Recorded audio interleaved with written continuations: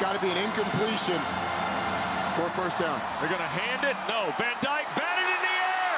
And is it intercepted? It is. Cedric Gray, I think, has intercepted it.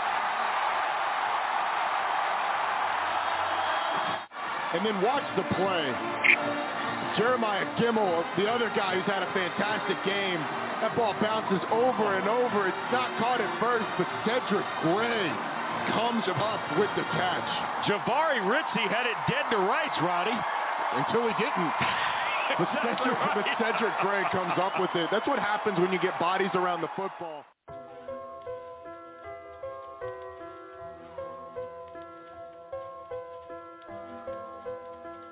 Drama. There was drama once more Saturday in Chapel Hill, North Carolina. 17 seconds to play. 16 seconds. Ball gets. It was 3rd and 4. The call was a basic RPO. Tyler Van Dyke makes the handoff to Jalen Knight. Mike Harley explodes off the line of scrimmage and runs towards the right corner of the end zone.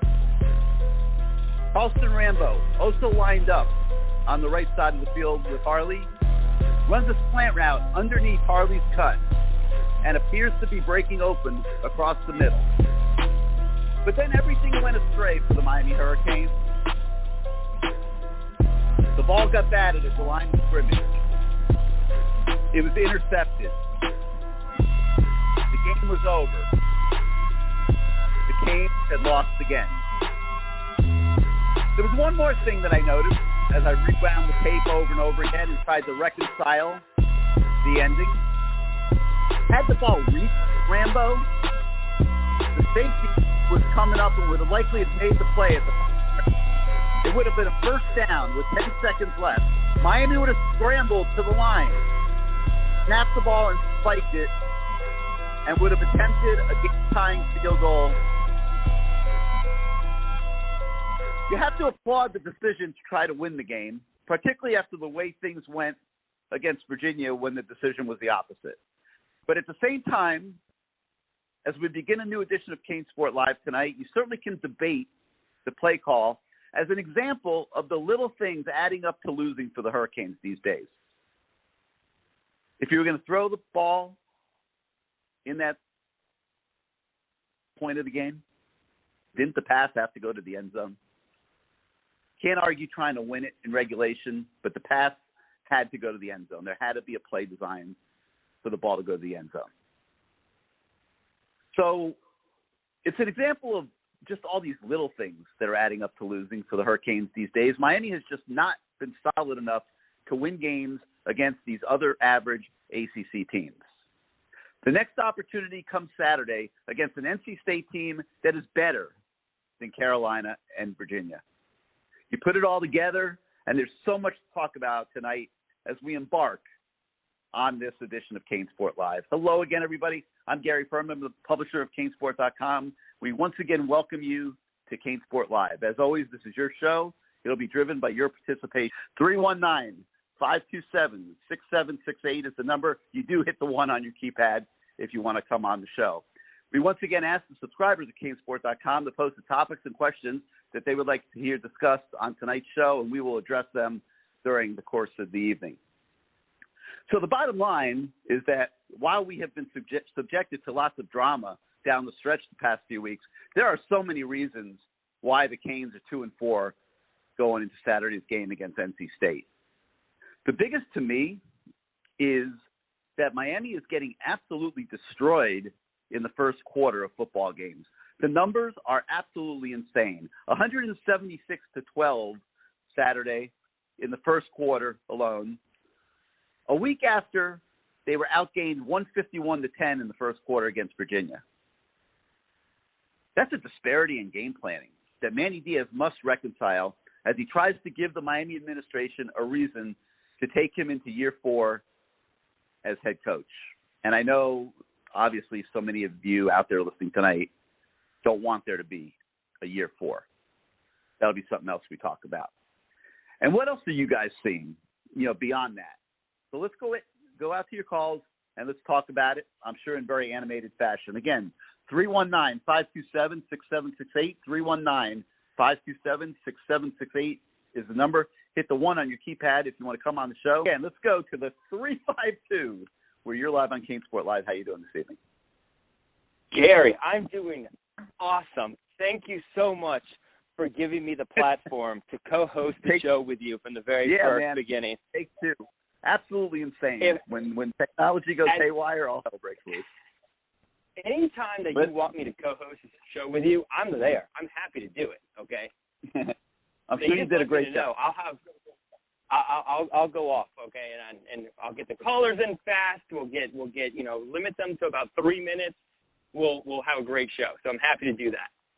I don't. All right, who is we this need first to talk of all? about this is Sebastian Fife. Don't think Sebastian. that we need to talk about X's and O's anymore, because they really don't matter. The only part that I will point out to you regarding X's and O's that I want to disagree with you about is that before the game we had a bye weekend, and you said, hey, I think it's coincidence that Miami has sucked historically coming off bye weekends. I don't think it's a coincidence. I think it's a pattern, and I think it's a product of the fact that Manny Diaz doesn't know how to prepare his team, and giving him an extra week is not going to change that. That's item number one. But I don't think we need to talk about X's and O's. I think the most important thing that I want to know, and I think most people want to know, is what is going on with Blake James? What is the behind-the-scenes info that you're getting? Because that's the only thing that matters from here on out. X's and O's and who he's playing at this point doesn't matter. He's going to be gone. So we need to make sure that Blake James is gone too. What are you hearing in that regard? Well, I mean, I don't know if you read the column I wrote today about what's going on behind the scenes at the university. And they are, they're making a serious attempt to get their act together and start running the athletic department like what it is, which is a major enterprise. I mean, this is a $100 million plus a year business that's about to get bigger. And I personally have a hard time picturing Blake remaining part of the equation as that transition gets made. That's, to me, not his wheelhouse. He does have some strengths as an athletic director. He has done some good things. But if you're talking about big business and you're talking about trying to be out in front and proactive as the college football landscape and the college sports landscape changes, and things like NIL come more to the forefront for starters. I mean, the athletic departments of the future are going to have to be able to help facilitate NIL involvement for their athletes. Let's be honest. The ones that are going to be most successful are going to be the ones that do that. Coaches are making more and more money all the time. Contracts are getting ridiculous. I mean, you saw what LSU went through this week with paying Ed Orgeron $17 million to leave. I mean, the numbers are ridiculous. I don't think you'll see Miami get themselves into a spot like that. But the point I'm making is that major college athletics is becoming big business. To me, it calls for a CEO. I mean, a real CEO.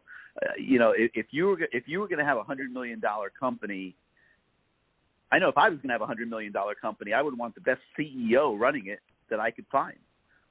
Somebody would. So, are you hearing that Blake James is going to be out? I mean, there's no hearing anything on Blake James. Behind-the-scenes scuttlebutt? No, I'm not. That's not what I'm saying. I'm saying that as I look forward and listen and see what the vision is and what they're trying to get done, I have a hard time envisioning Blake running this new modern day advanced athletic department. But you mean you mean being the head of ticket sales at the University of Maine for 10 years doesn't qualify him to be the head of a $100 million business? That doesn't make sense, Gary. Yeah.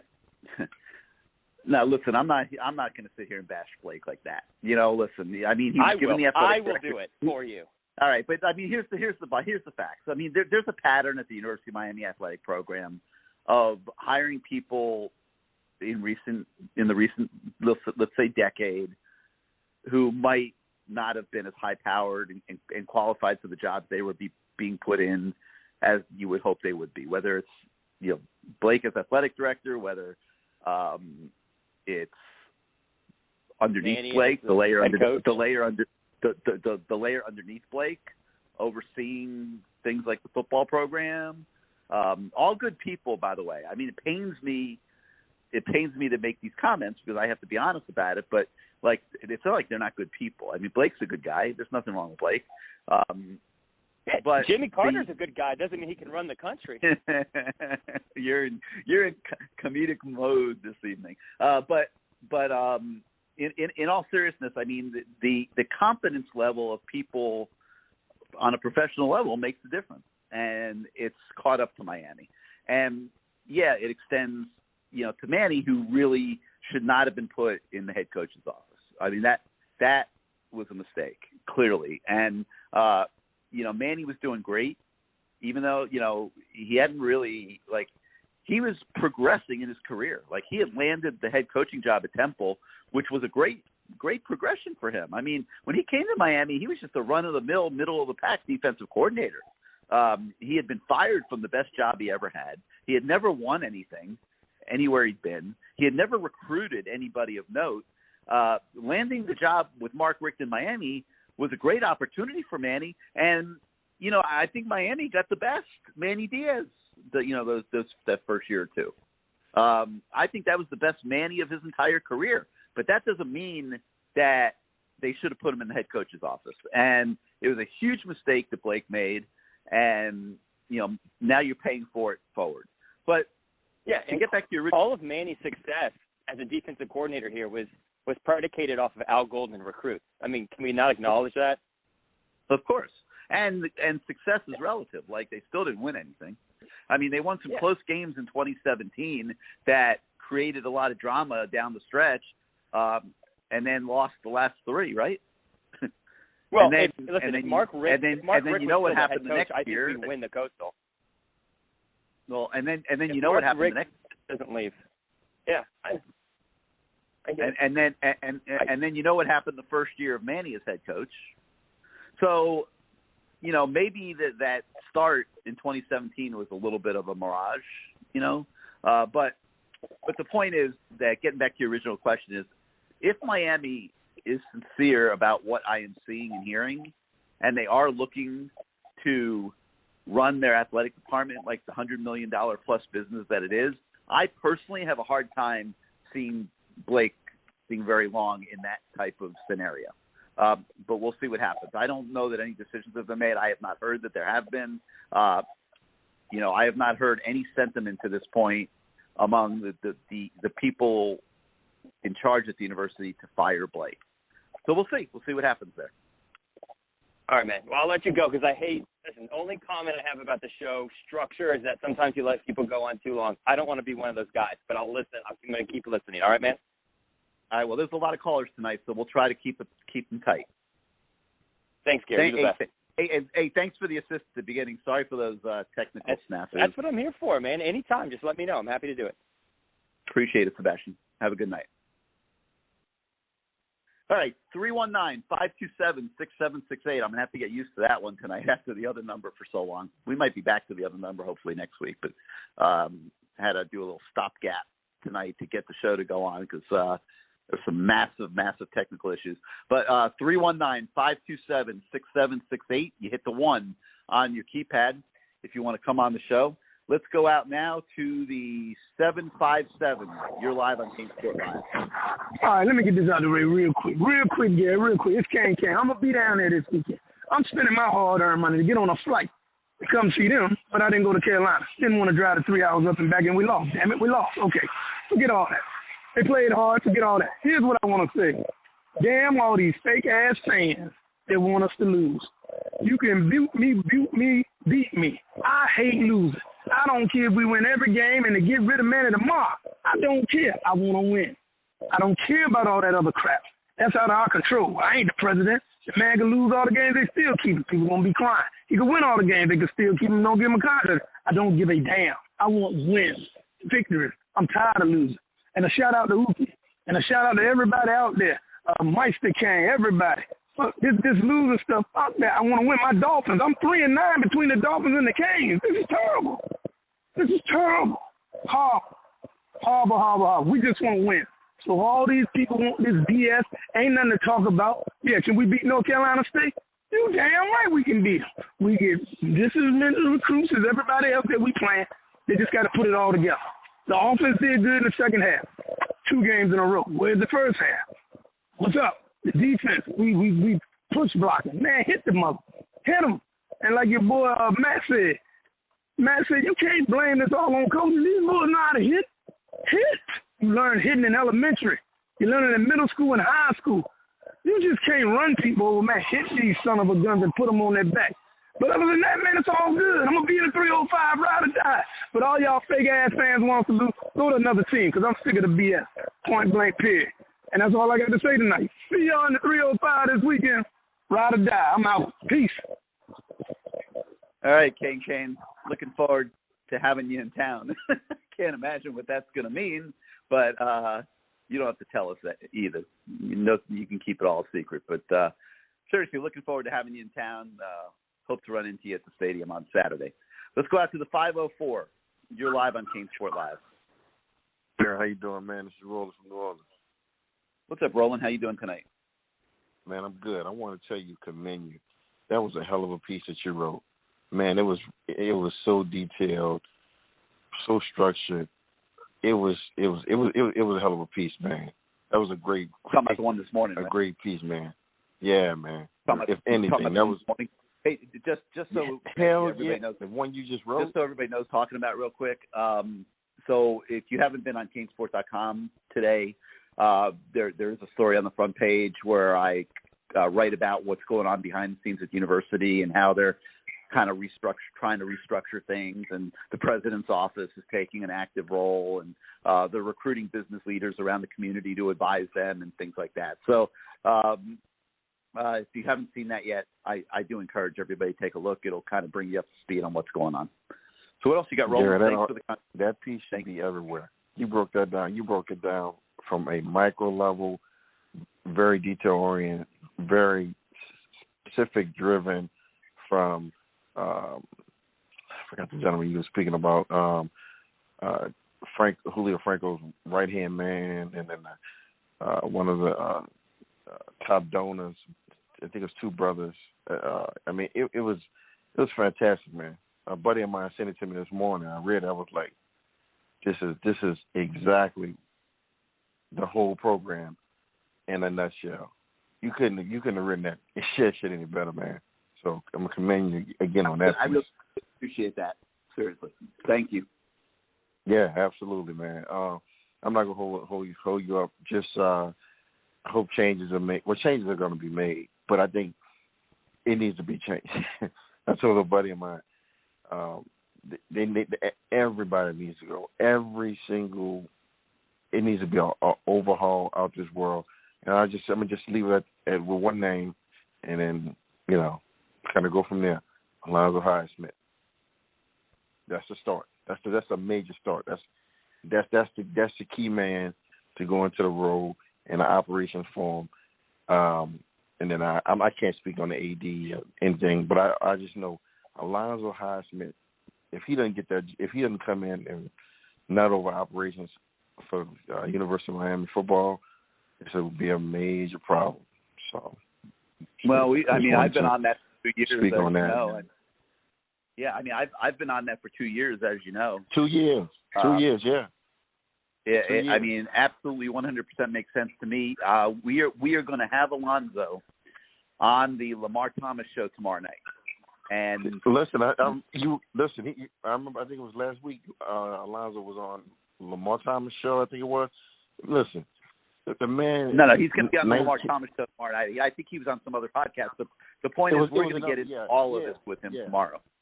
I think it was last week, but the guy knows what he's doing, and he wants to come back to the program. He wants to see the program flourish from a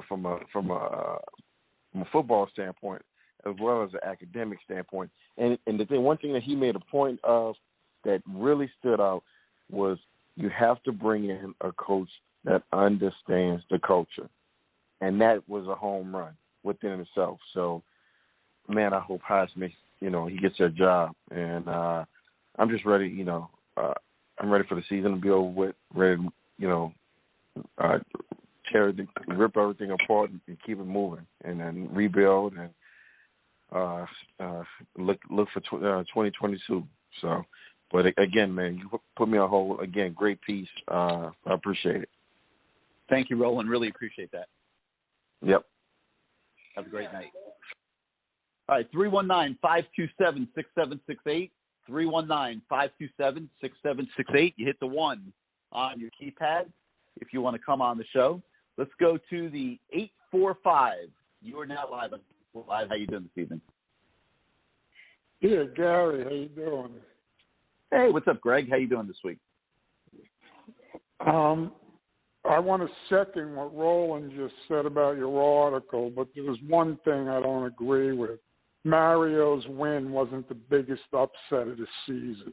I think Texas A&M over Alabama was a little bigger than that. But anyway, that's nothing. Anyway, I'll debate that with you, and here's why.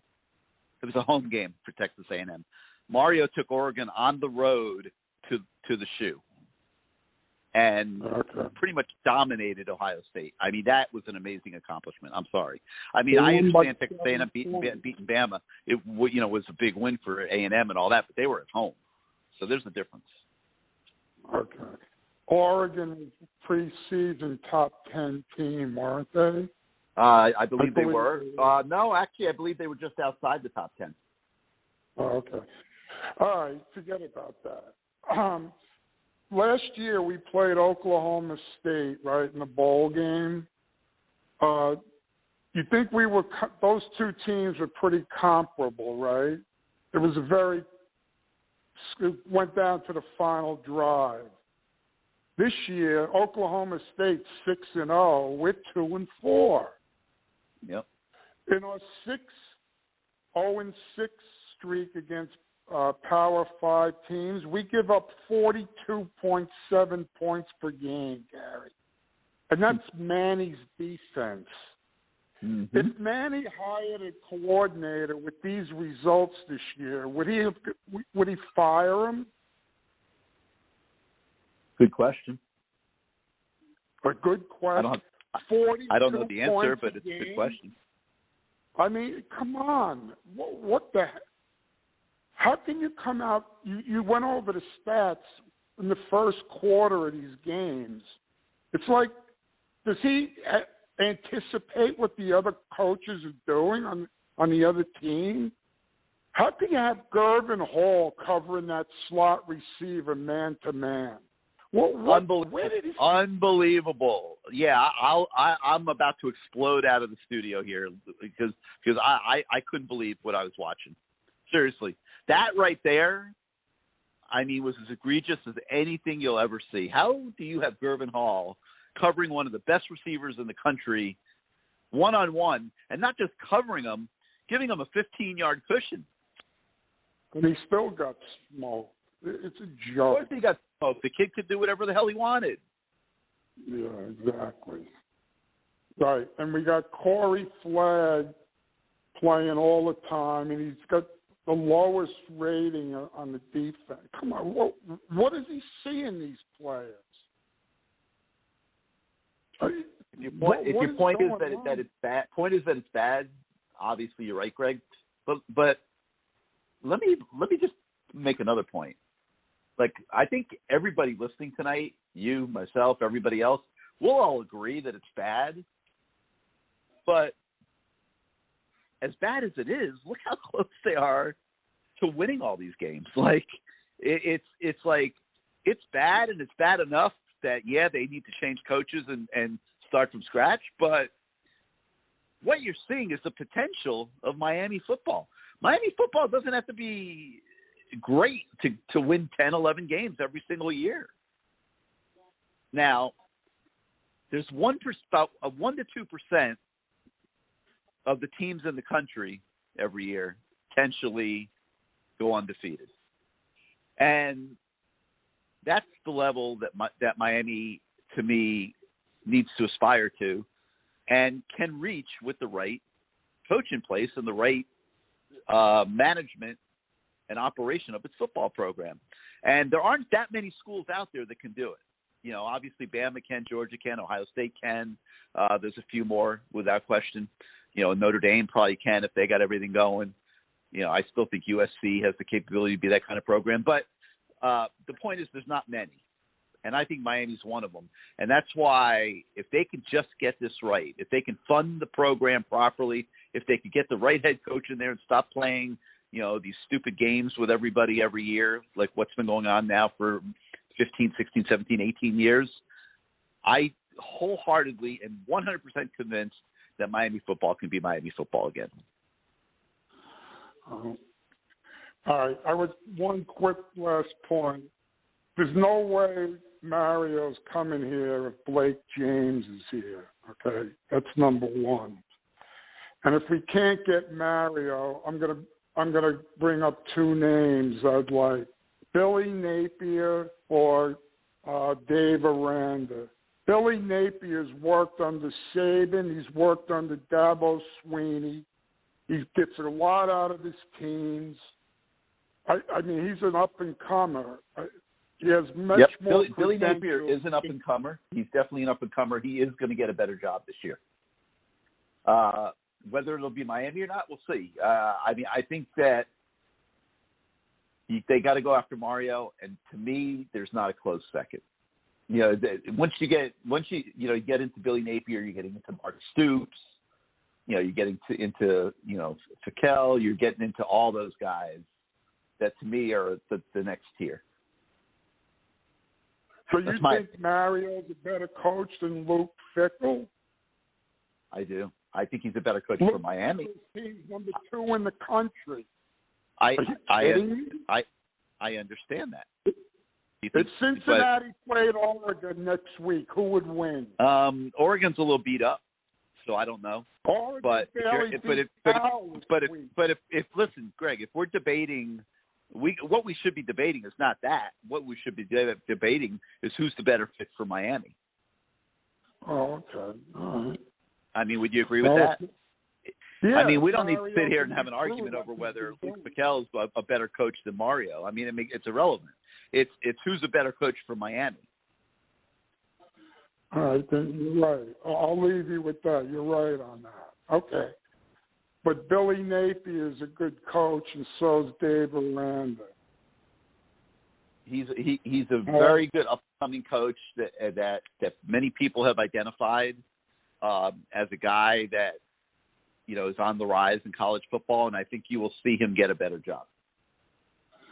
Okay, thank you. I'll let you go. Have a good day. All right, Greg. You got it, man. Thanks for being part of the show.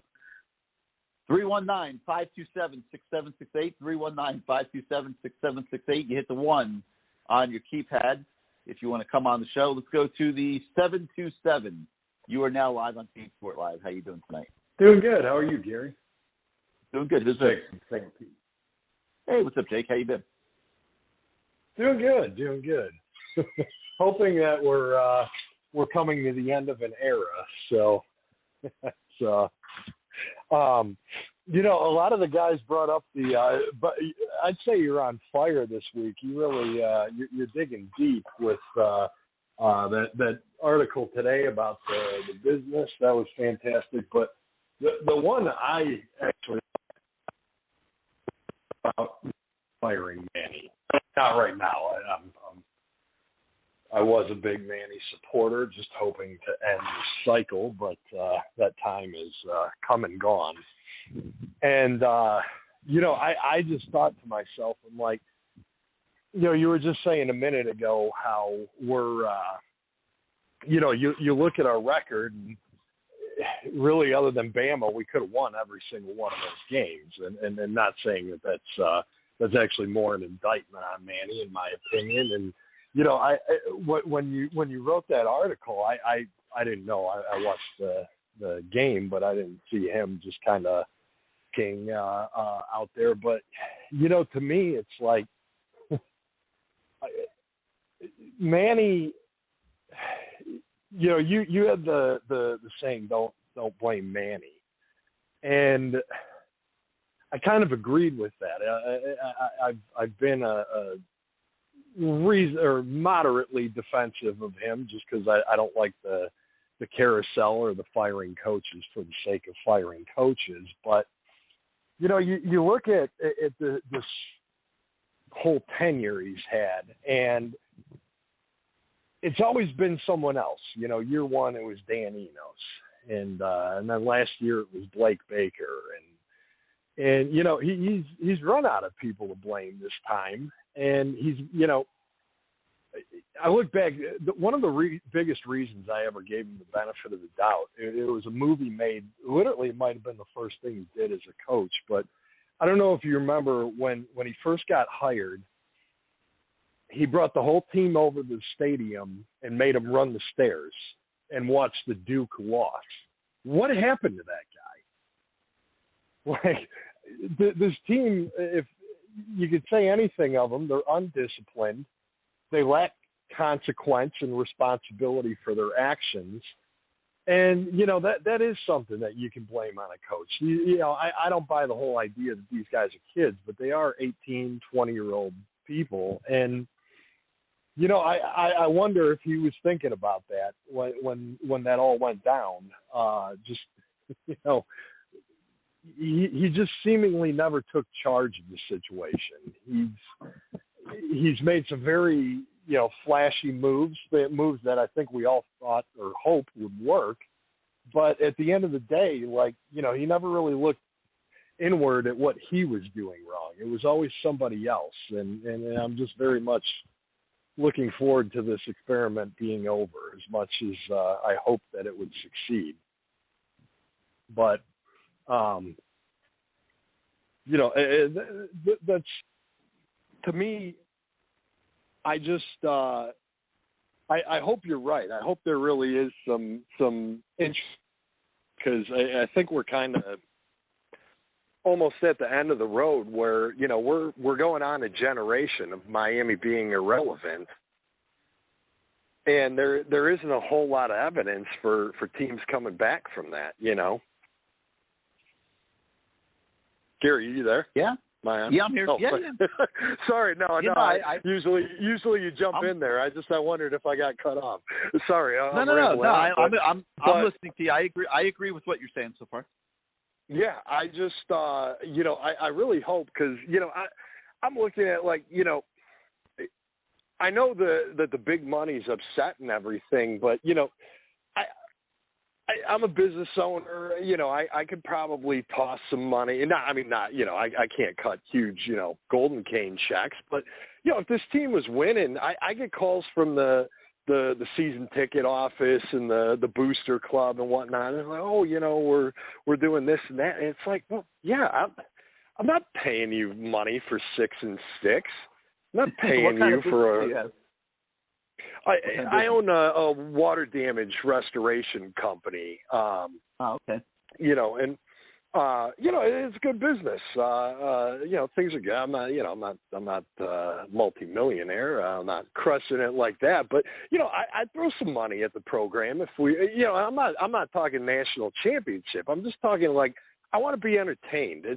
Every game we've had under Manny Diaz, it's like, you go into it in nervous wreck because you're like, okay, we're probably going to get obliterated in the first half, and then we're going to make a comeback, and we're going to be just short. Or sometimes, like last year, we come up the winner. And those games are fun, I have to admit that. But it's just like, I'd like to just, you know, have a team show up prepared and win a game for a change. You know, we have the talent to do it. We're typically the more talented team. It's just we're always unprepared. We're always undisciplined.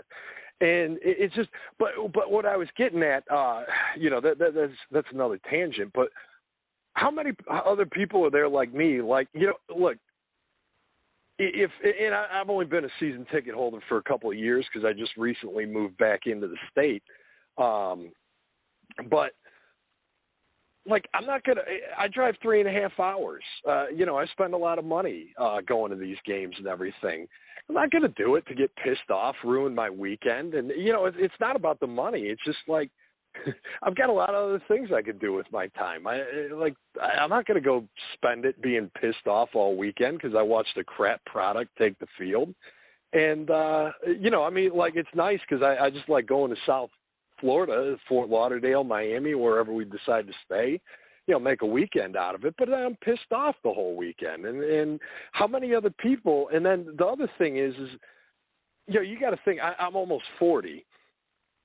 I still remember that. But, there's people 25, they don't remember any of the good years. Those kids are coming up. Those people are coming up. Like, they're not going to support this program. And, frankly, neither will I if it continues on the course it's on. I'm not renewing my season tickets if they renew Manny Diaz.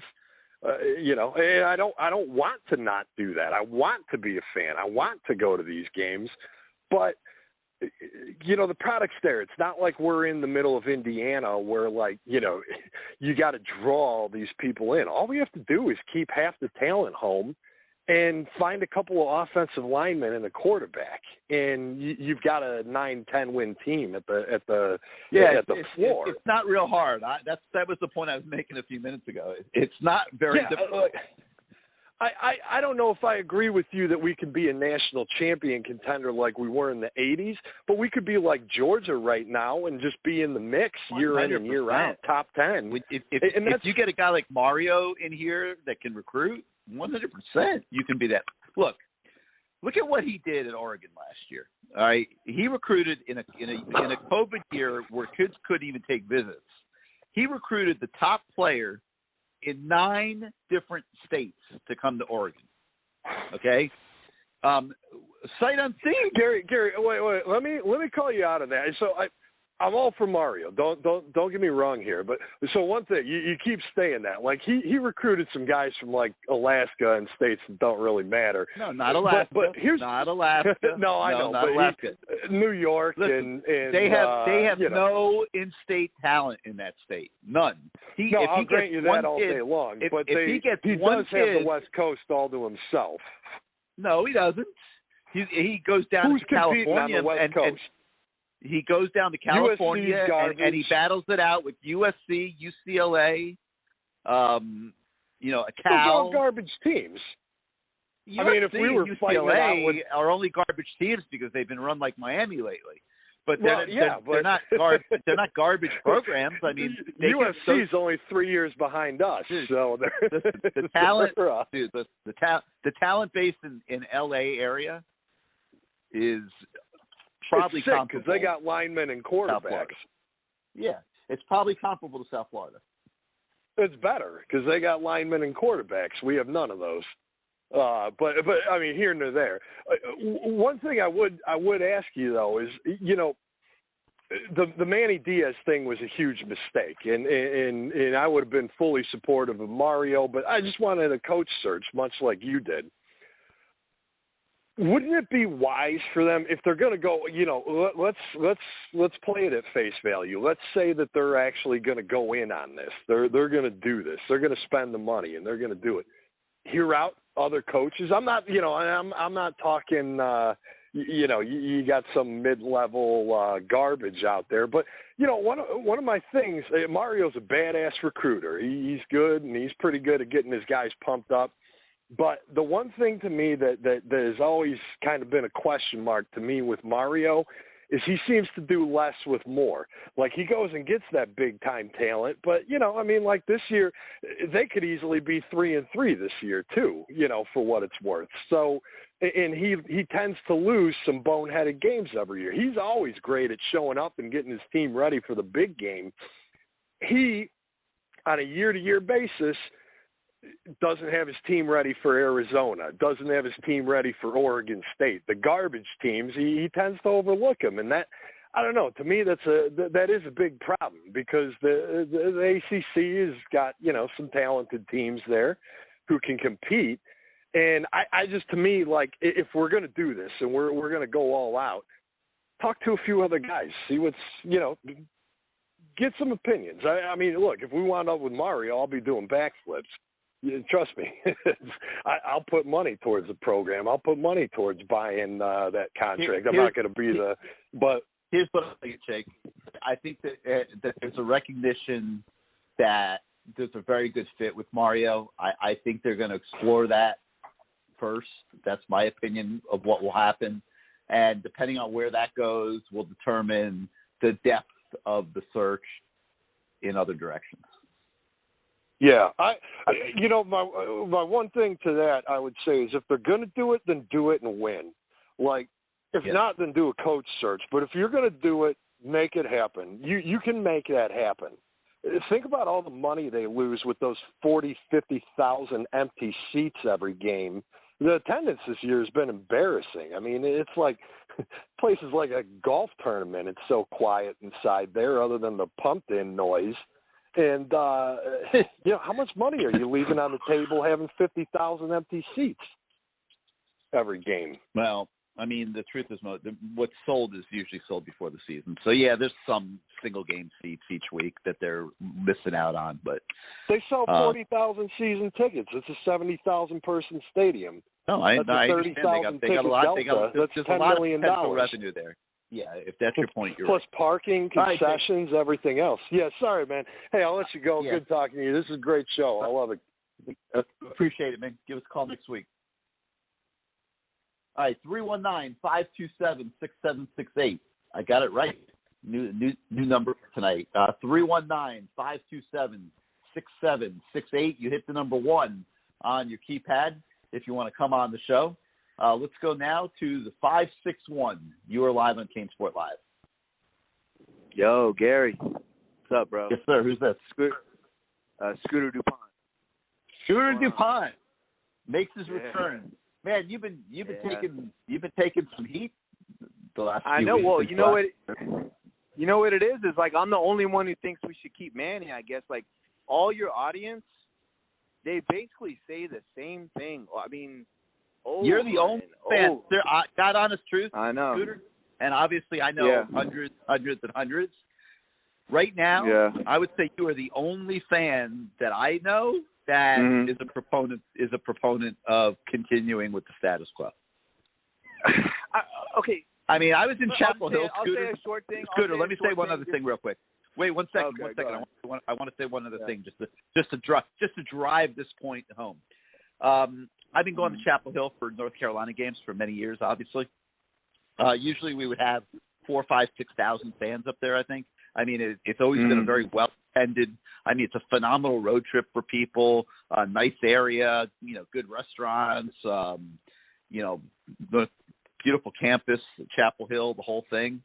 I don't think we had more than 100 people there on Saturday. I mean, it was so depressing. And, none of the boosters are going to the games anymore.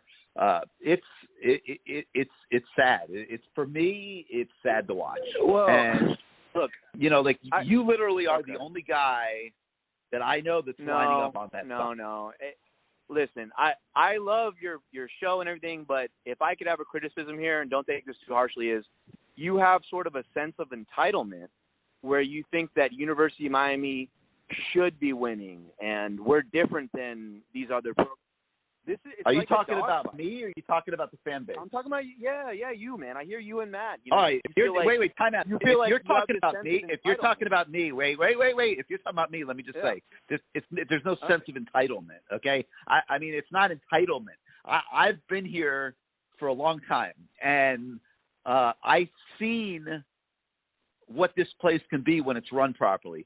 We're no different than USC. We're no different than Texas. Texas. We're no different than Michigan. That's They're not trying to win the just argument, like Scooter. it's a dogfight. And Scooter, that's not the argument, bro. That's not the argument. You tell these fans do a national search.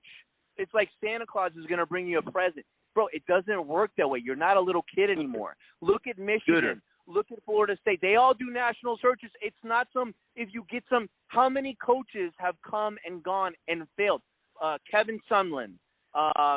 Who's the guy in Michigan? The Scott Frost. They just gave Scott Frost 35. They do national searches all the time, and they come up with these big names.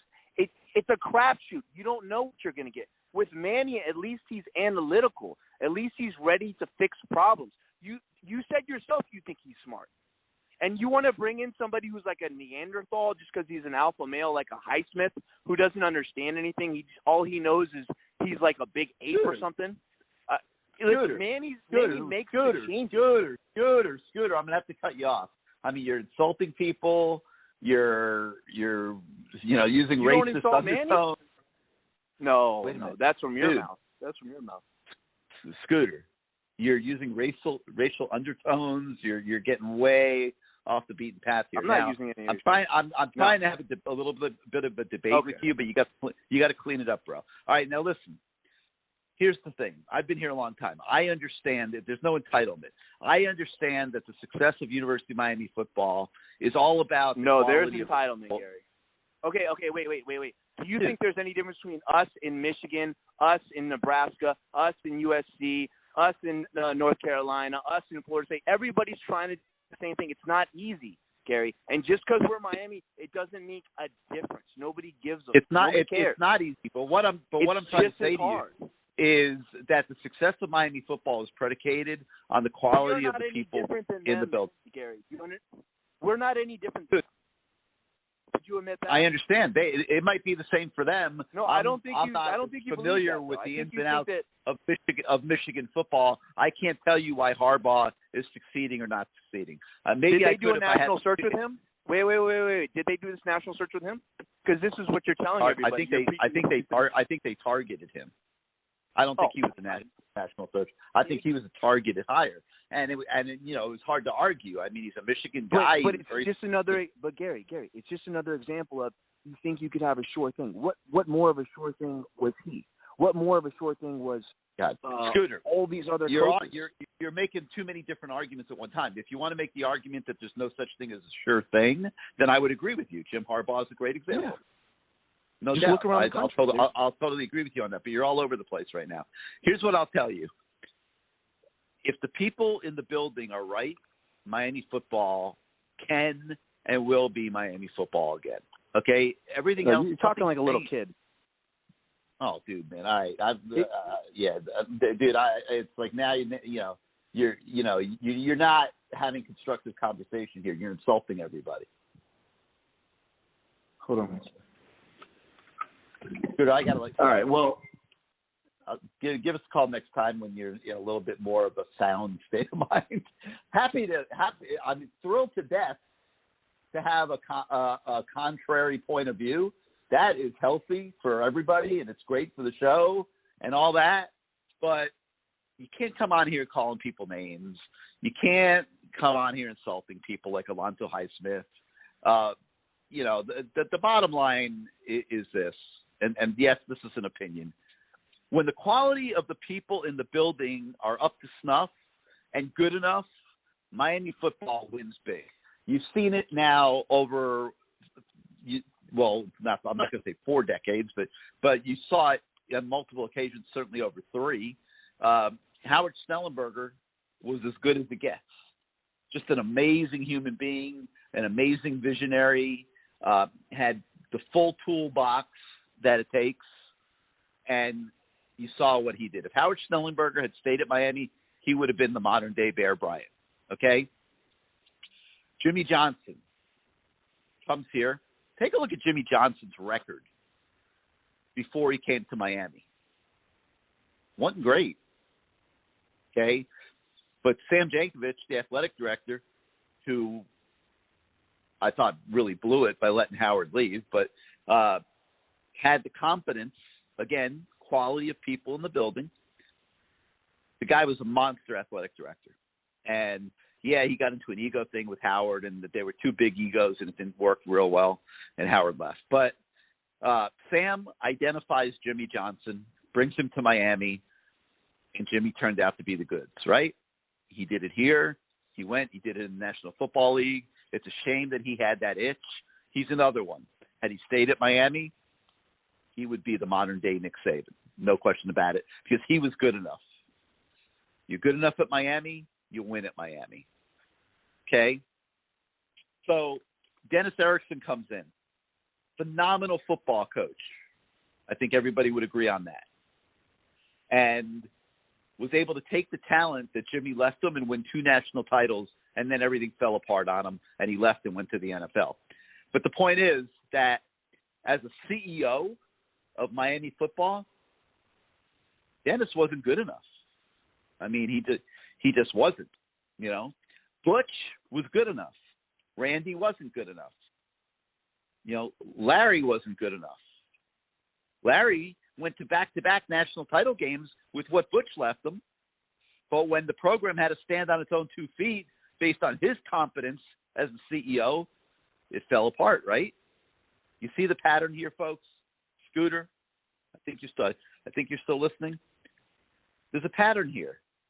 When the person running the program and the people working under him were of the utmost competent level, Miami football wins and wins big. And we're going to have another one of those people on the Lamar Thomas show, Solinger. And I'm going to get into this with him too, because he'll understand what I'm talking about, because he was on some of those staffs, and he understands how good those coaching staffs are.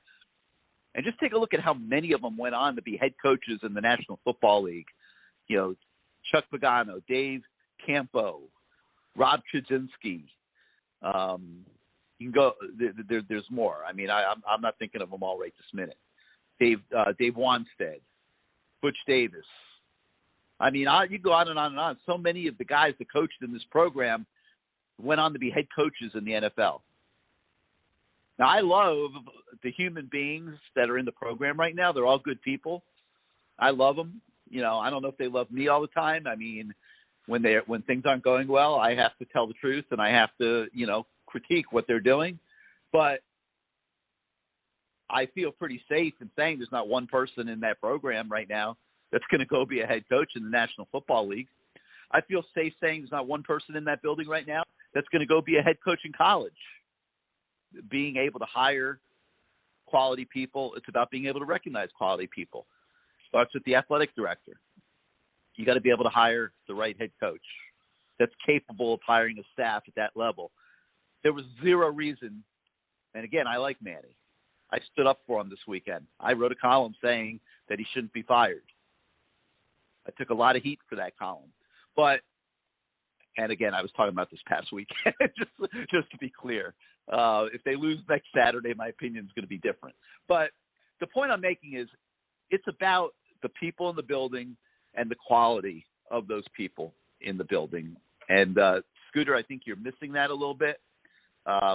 We'll give you a chance on another day, but please don't come on the show making racial disparaging remarks and calling people names. All right, 319-527-6768, 319-527-6768. You hit the 1 on your keypad if you want to come on the show. Let's go down to 305. You are live on CaneSport Live. How you doing tonight? Good, Gary. How are you? Doing great. Who's this? Adam. Oh, hey, Adam. How you doing, man? How you been? Good. Disappointed in the last couple of games. It's like getting killed with a knife cut, one nick at a time, and pretty soon you bleed to death. It's like a nick here, a cut there, and then all of a sudden your team's dead. A couple things.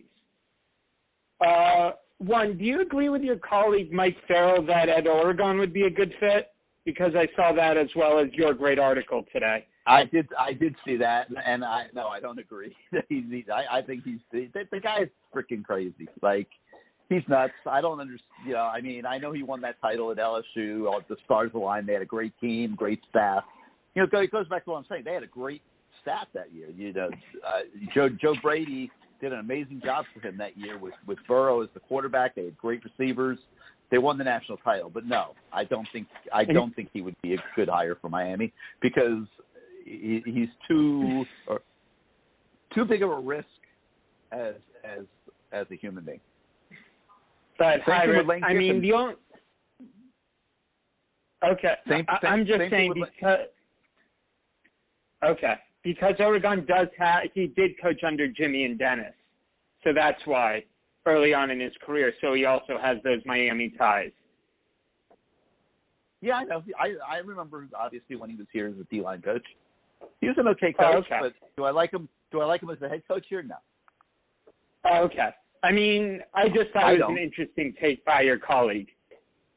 I did. I also thought it was an interesting take, but I don't think anybody's going to be in a hurry to fire that guy. When LSU wants to get rid of you so bad 2 years after winning the national championship that they will pay you $17 million to go away? That's who you want to hire as your next head coach? No. No, I just want to get your take on the article. That's all. Got you. Here's the other thing. With all the heat, do you think, and Blake James trying to salvage this somehow, in your opinion, do you think, regardless of if the season, let's say the season turns around miraculously and Manny wins out, do you think, how could Blake James, and play devil's advocate, because I'm also in the camp that Manny should have never gotten this job, and I think Manny should be out. But playing devil's advocate, how does Manny salvage this, or how can Blake James sell it to the people, or sell it to the fans? I don't know, man. They've lost 6 straight to Power 5 competition. I have a hard time sitting here talking about winning 6 straight to go 8-4. What is the probability of that? Well, I'm just trying to play devil's advocate. Oh, I don't think it'll happen easy. It's definitely not impossible with the way the ACC is, but I mean, is it probable to run 6 straight games here and finish 8-4? Or let's say we finish 7-5. How does Blake sell this that Manny can get another year? I don't think he does. I don't think he can. Okay. So, or do you think the administration will say, you know what, Blake, this was your blunder. You're going down with the ship, and they bring in somebody like a Dan Radakovich. And I hope I didn't butcher his name. No, you said his name right. I would be a big proponent of Dan Radakovich. I know him very well. He's a distant friend. We were at Miami at the same time together.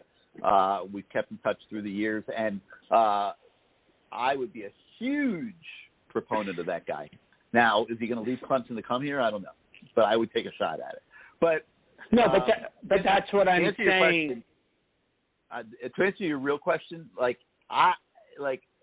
it just depends. I mean, I'm making a change regardless because I understand that this program is going no place. I mean, recruiting isn't anywhere. You still players around the country. You can't keep the top players home. Every top player from South Florida is leaving again this year. We kept, they kept a couple last year because of COVID, but that was, that was a mirage. I mean, I give them credit. I mean, they brought some very good players in last year, but you got to be able to do it every year. And I don't see this program going any place under the current leadership. And it could go on like this forever if you're going to make 8 wins a successful season with the schedule that they play. I mean, you could do this forever. They've already been doing it 18 years. I mean, this is ridiculous. I mean, you said it yourself. Blake said it was a 4 or 5 year project, but I think even after year 3, Blake's got to see the writing on the wall. You would hope. I would hope he sees. Yeah, that's what I mean. I would hope he sees the writing on the wall. Obviously, the only other major hire Blake ever made was Gino DiMare, and that was more you've been here forever, and that's normally how it goes in college baseball. You don't normally see those. That one I give him a pass on, seriously. I mean, because Paul DiMare, Gino's dad, literally kept Miami Athletics afloat for 20 years. I mean, literally kept the funding of the athletic department alive and continues to donate massive amounts of money into the athletic program. I think he just bought a new scoreboard for the baseball stadium and stuff. But, I mean, listen, sometimes you got to do favors for people that take care of you. And I think letting Gino, Adam have a shot at that baseball job, I think was a favor worth giving. And maybe it won't work out. And Gino himself, Adam, has said that if it doesn't get better, he's not going to need to get fired. He's going to leave him voluntarily because he wants it better too. And if he can't do it, he's going to turn it over to somebody else. But I didn't have a problem with his hire.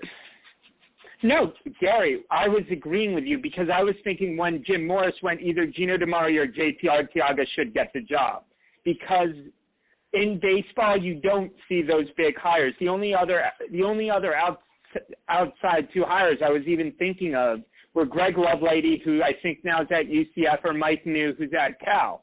Because normally I recognize, because I had friends who played college baseball and they've seen coaching changes, normally you stay inside the family, unlike football or basketball.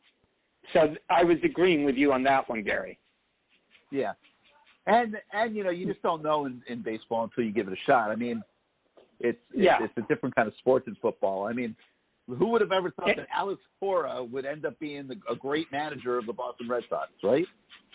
Yeah, and also in baseball, you lose. It's inevitable. A top program, you're not going to get all your recruits. No. That's the inevitable. If you're drafted in the top 5 or 10 rounds in baseball in the professional draft, they're never setting foot on campus. No, so it's baseball a different has a lot of sport. problems. Baseball has a lot of problems because of the scholarship situation, also. Exactly. So, but my point is, with Manny, hypothetically, I know that they were throwing out some names. What about somebody like a Spike Dykes? Not Spike Dykes, Sonny Dykes. Sonny Dykes? Spike Dykes. Yeah. I don't know. I don't know if he would make the list. Listen, here's what I'll tell you. You know what the number one criteria to me should be? You better have a history of recruiting in South Florida, and you better have been successful at it. And if the answer is no, then I don't see how you could be a candidate for this job. Now, I believe somebody mentioned Billy Napier earlier tonight. Now, I believe he did recruit South Florida some for Alabama, and has at least been in South Florida, you know. But the background and success record of Mario Cristobal, not even close. But to me, there's no close second, Adam.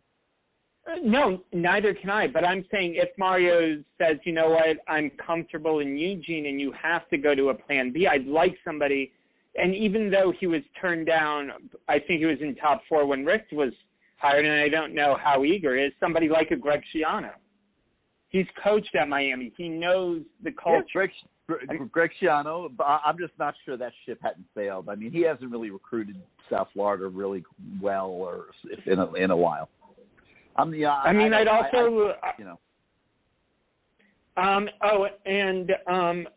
don't want to talk about recruiting. And last point, I had heard on Chris Stock that Maurice Clark is now the starting cornerback. Can you talk to that? Has he shown enough to be starting? He did get elevated on the depth chart. We'll see how they put him out on the field on Saturday. Okay. Yeah, well, but he did he did get elevated on the depth chart. And besides Pope, last thing, I just wanted to ask, besides Pope and Wiggins, anybody else you know of who's going to go in the portal? Not sure what's going on with Sam Brooks right now. Sam Brooks has been a little bit of a wild card. We'll see how that ends. All right. Thanks for taking my call, Gary. All right, Adam. Have a good one. Thanks for being part of the show.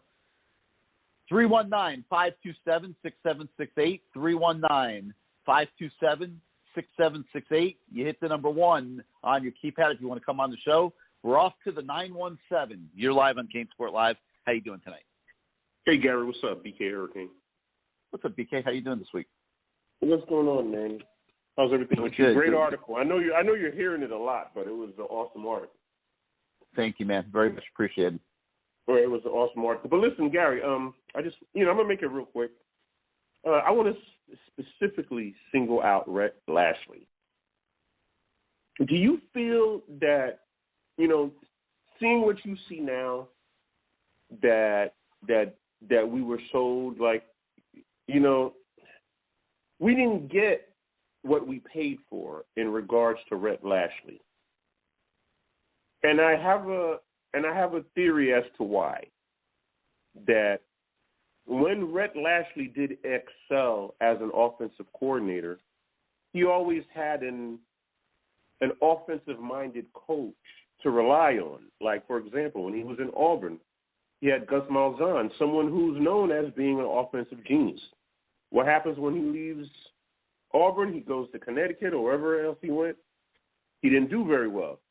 Then he ends up in SMU, puts up these crazy, ridiculous numbers because there was an offensive-minded coach behind him in Sonny Dykes, another coach that is known as being an offensive genius. So now he comes to Miami. He has no one to rely on, no one to bounce things off of. It's just pretty much him. Mm-hmm. Yep. So do you think that this job may have been a little too big for him, a little too soon, too early? A little too early, you know? I mean, definitely not too soon. I mean, he's been around long enough and been enough places. I think he's being exposed a little bit this year. You know, when you see the type of disparities that we're seeing in the first quarter, I mean, the first quarter is when the coaches are rolling out their game plans and what they've prepared for the game, and Miami's getting destroyed on both sides of the ball. Now, to their credit, they are making adjustments and doing things differently and better as the game goes on. But Lashley, to me, is having a really tough year, and I don't know why. You know, he's kind of being exposed a little bit, but, you know, obviously I thought if you look back at last year, I think De'Ara King bailed him out of some games. You know, last year very easily could have been a 5-win season, and nobody would have been saying anybody was great. You know, De'Ara King had a great year last year and bailed them out of a couple games and turned losses into victories. And what you're seeing this year is those victories that he was converting from losses last year are showing up as losses this year. And, you know, all these games are life or death. They're going down to the wire. You're going to win some, you're going to lose some. And this year they're losing. Right. Last year they won and because of De'Ara King. In 2017, they won them because Malik Rozier made a couple of great plays at the end of a couple games. Right. And that's really unfortunate because, you know, a lot of these coaches, specifically Rhett Lashley, people were talking, oh, Miami has a good year. There's a good chance he'll pick up some head coaching job at some Bull subdivision school or whatever. Oh, Miami will be looking for a new offensive coordinator and all this other stuff. That didn't pretty much come true. So now you look at it like this. All these coaches that are, you know, that took a chance on Miami, the Jed Simpsons of the world, the T-Robs of the world, even though T-Rob may always have a place to fall back on, these sets, you know, what's transpiring now is pretty much it's setting these coaches back years in regards to getting good jobs again. I mean, they're going to be looking. A lot of them could be looking for jobs. I agree. You know, I mean, right. You know, I think Jeff Simpson will be able to get a job. I think T-Rob will be able to get a job. Lashley, slim pickings for everybody else. I think Lashley will get a job somewhere. I don't think he would get retained here. But not an FBS school though. I can't see an FBS school seeing what he did at Miami with all that talent is going to take a chance at him. You never know. There's not so much talent. Let me tell you something. It's like the talent is good enough because of who they're playing every week, not because the talent is so great. Just so you understand. Right. No, but I mean more of potential, more in terms of potential, because all these kids coming out of high school were like high four-star kids. The NFL. So they just didn't develop into anything else. We'll talk to Highsmith tomorrow night about this also, but the NFL yawns at talent at Miami right now. Right. You know, so. Well, Gary, as usual, thanks a lot. Keep me on hold. All right, BK, thank you for being part of the show. All right, guys, I want to take a moment here. Max Lopez, 21, has bombarded me with questions today on the message boards at CaneSport. So let me touch on these things for him since he's got so much on his mind. To know about Rudy Fernandez that can be gathered beyond the bio. Rudy Fernandez is the right-hand man of Julio Frank, the university president, and he's the guy that the president has tasked with overseeing an expanded role of the president's office in athletics. And what that's going to mean is in the process of being determined. Again, I wrote about it today. There's at least a willingness to go bigger in athletics, invest in athletics. But I think that what we're seeing is they don't want to just throw money up against the wall. And that's smart business. Okay. The University of Miami has plenty of money. Donna Shalala took a lot of flack for different things during her tenure here, but one of the brilliant things she did do was invest in the U-Health hospital business, which is now throwing off a lot of money. They're doing very well. The university itself is doing very well. They've been getting a lot of applications, and a greater number of students who are accepted have actually been being admitted. Have actually been enrolling in the university, which creates a surplus of dollars coming into the university budget that is above and beyond what they were counting on. And so put it all together, it creates some problems in classrooms that are maybe a little overcrowded sometimes. But the bottom line is the University of Miami is doing very well financially, and they have money. But they don't want to just say, oh, geez, hey, we're going to throw $20 million at athletics and just throw it up against the wall. They want to plan. They want to use it wisely. Rudy Fernandez is heading up that effort. He's recruited a gentleman by the name of Jose Mas to work with him and the other guy from the president's office. I'm forgetting his name at the moment. I'd have to look it up.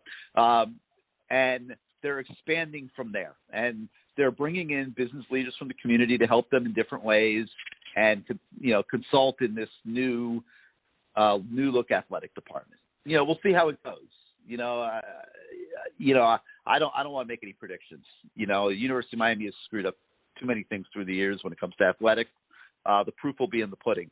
But I think that they at least have the right idea, and Rudy Fernandez is the guy that's taking the lead in all of that. So, Rudy's an experienced guy in a lot of different areas. High finance is not one of them. But I think he's got a Rolodex, and he's got the capability of putting a group of people together that can assist him in that regard. Okay, the next question was about the Mas brothers, and Jose Mas and his brother his brother George. They've been very successful business people down here for a long time.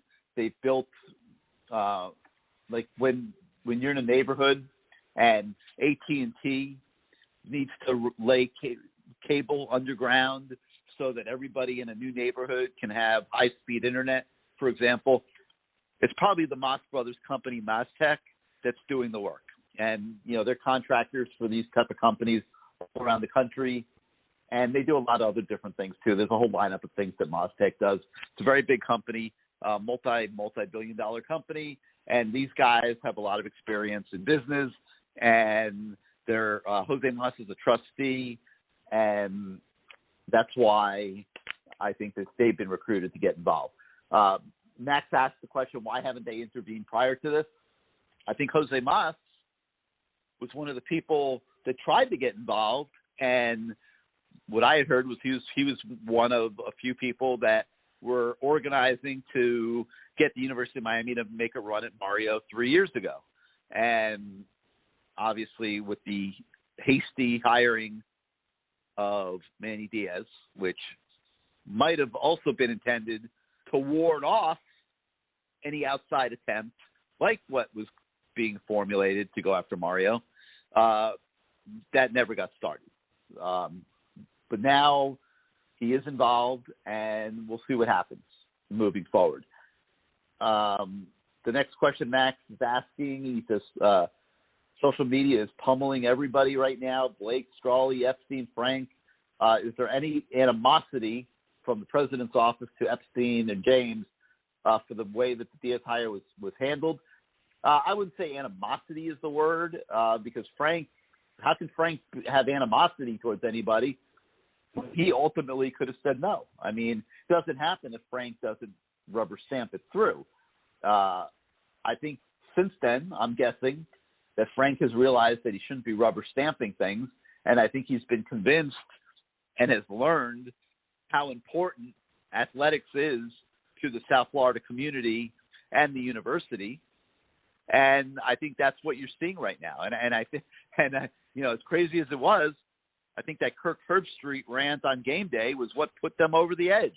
I mean, they might have been part of the way there already, but being embarrassed like that on national television on such a high-profile show, I think put them over the edge. And I think that's why a few days later, the president made the announcement that he was tasking Rudy Fernandez and his other deputy, I think his name's Echeverria, to take a more active role in athletics and bringing the trustees, the president's office, and the athletic department together, I guess, in alignment, I guess is a good word to use.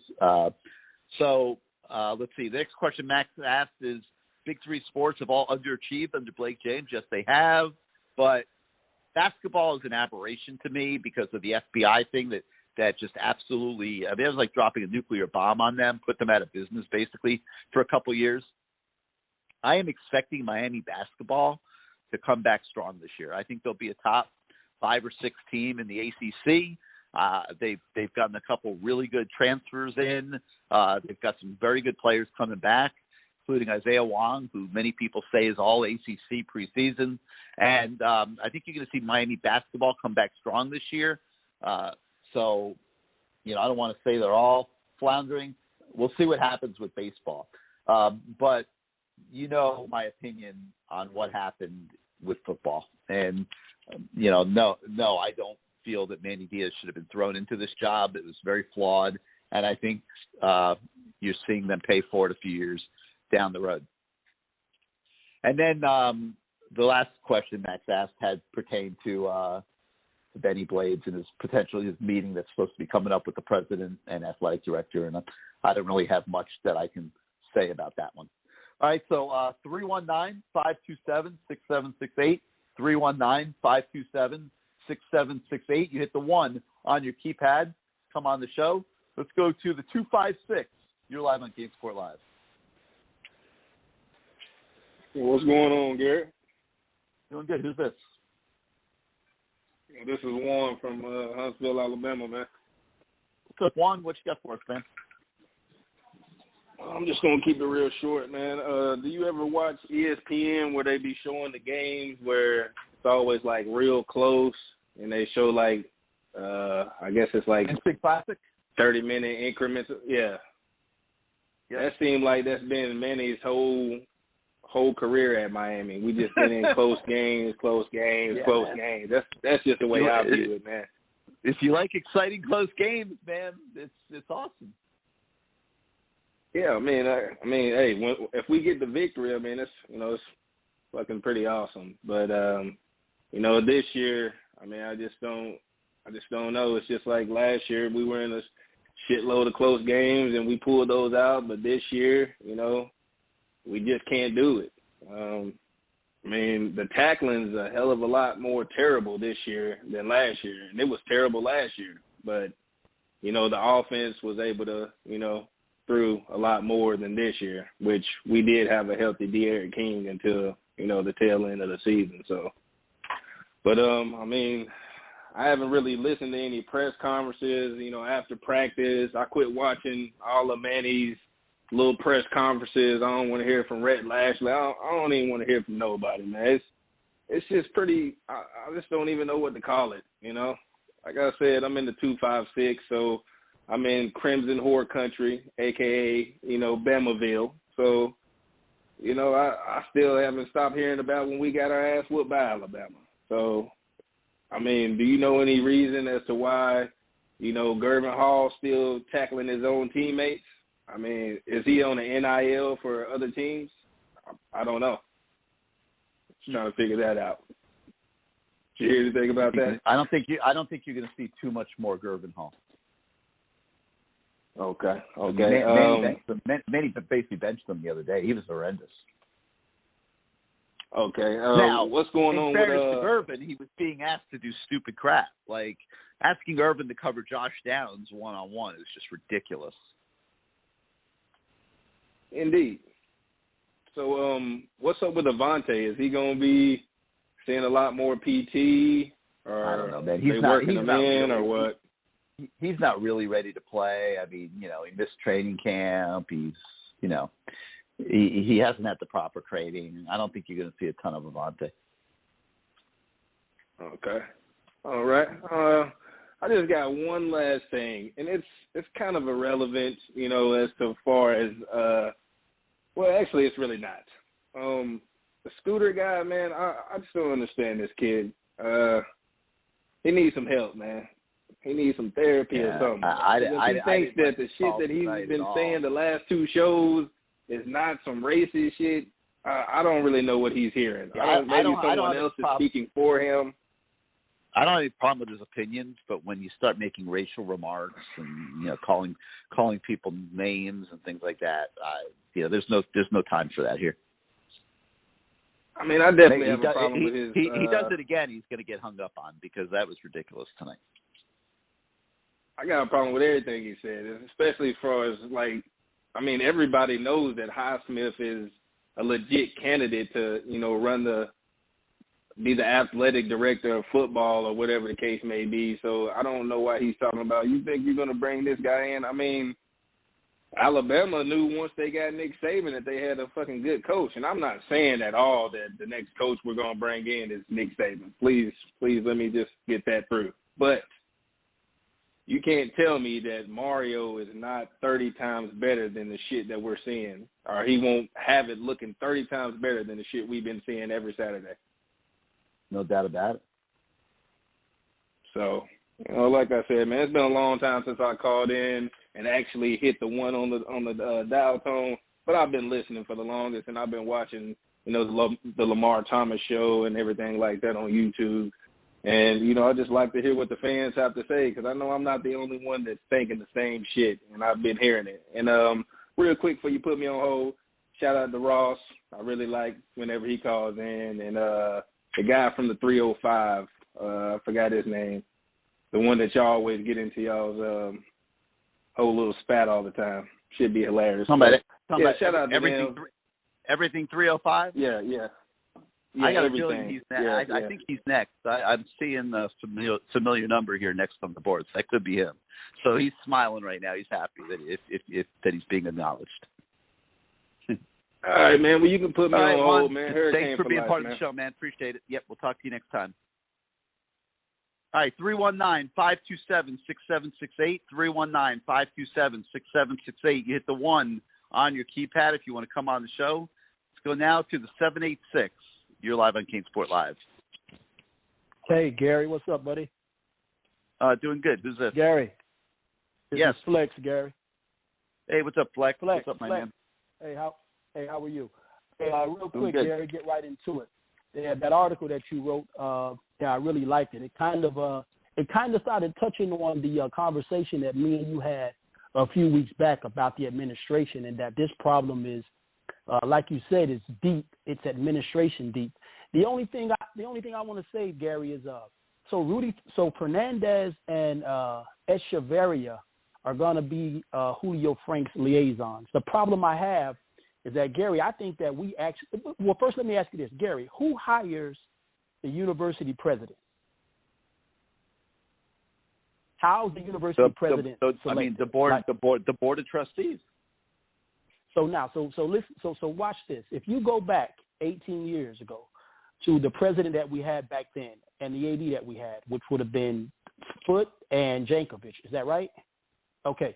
So the leadership at the top, which in football, whether it be NFL or be NCAA big-time college football, the thing about football is if the administration isn't right, just like in the NFL, if the owner and GM aren't right in the NFL, you can't win. And it's the same thing in college football.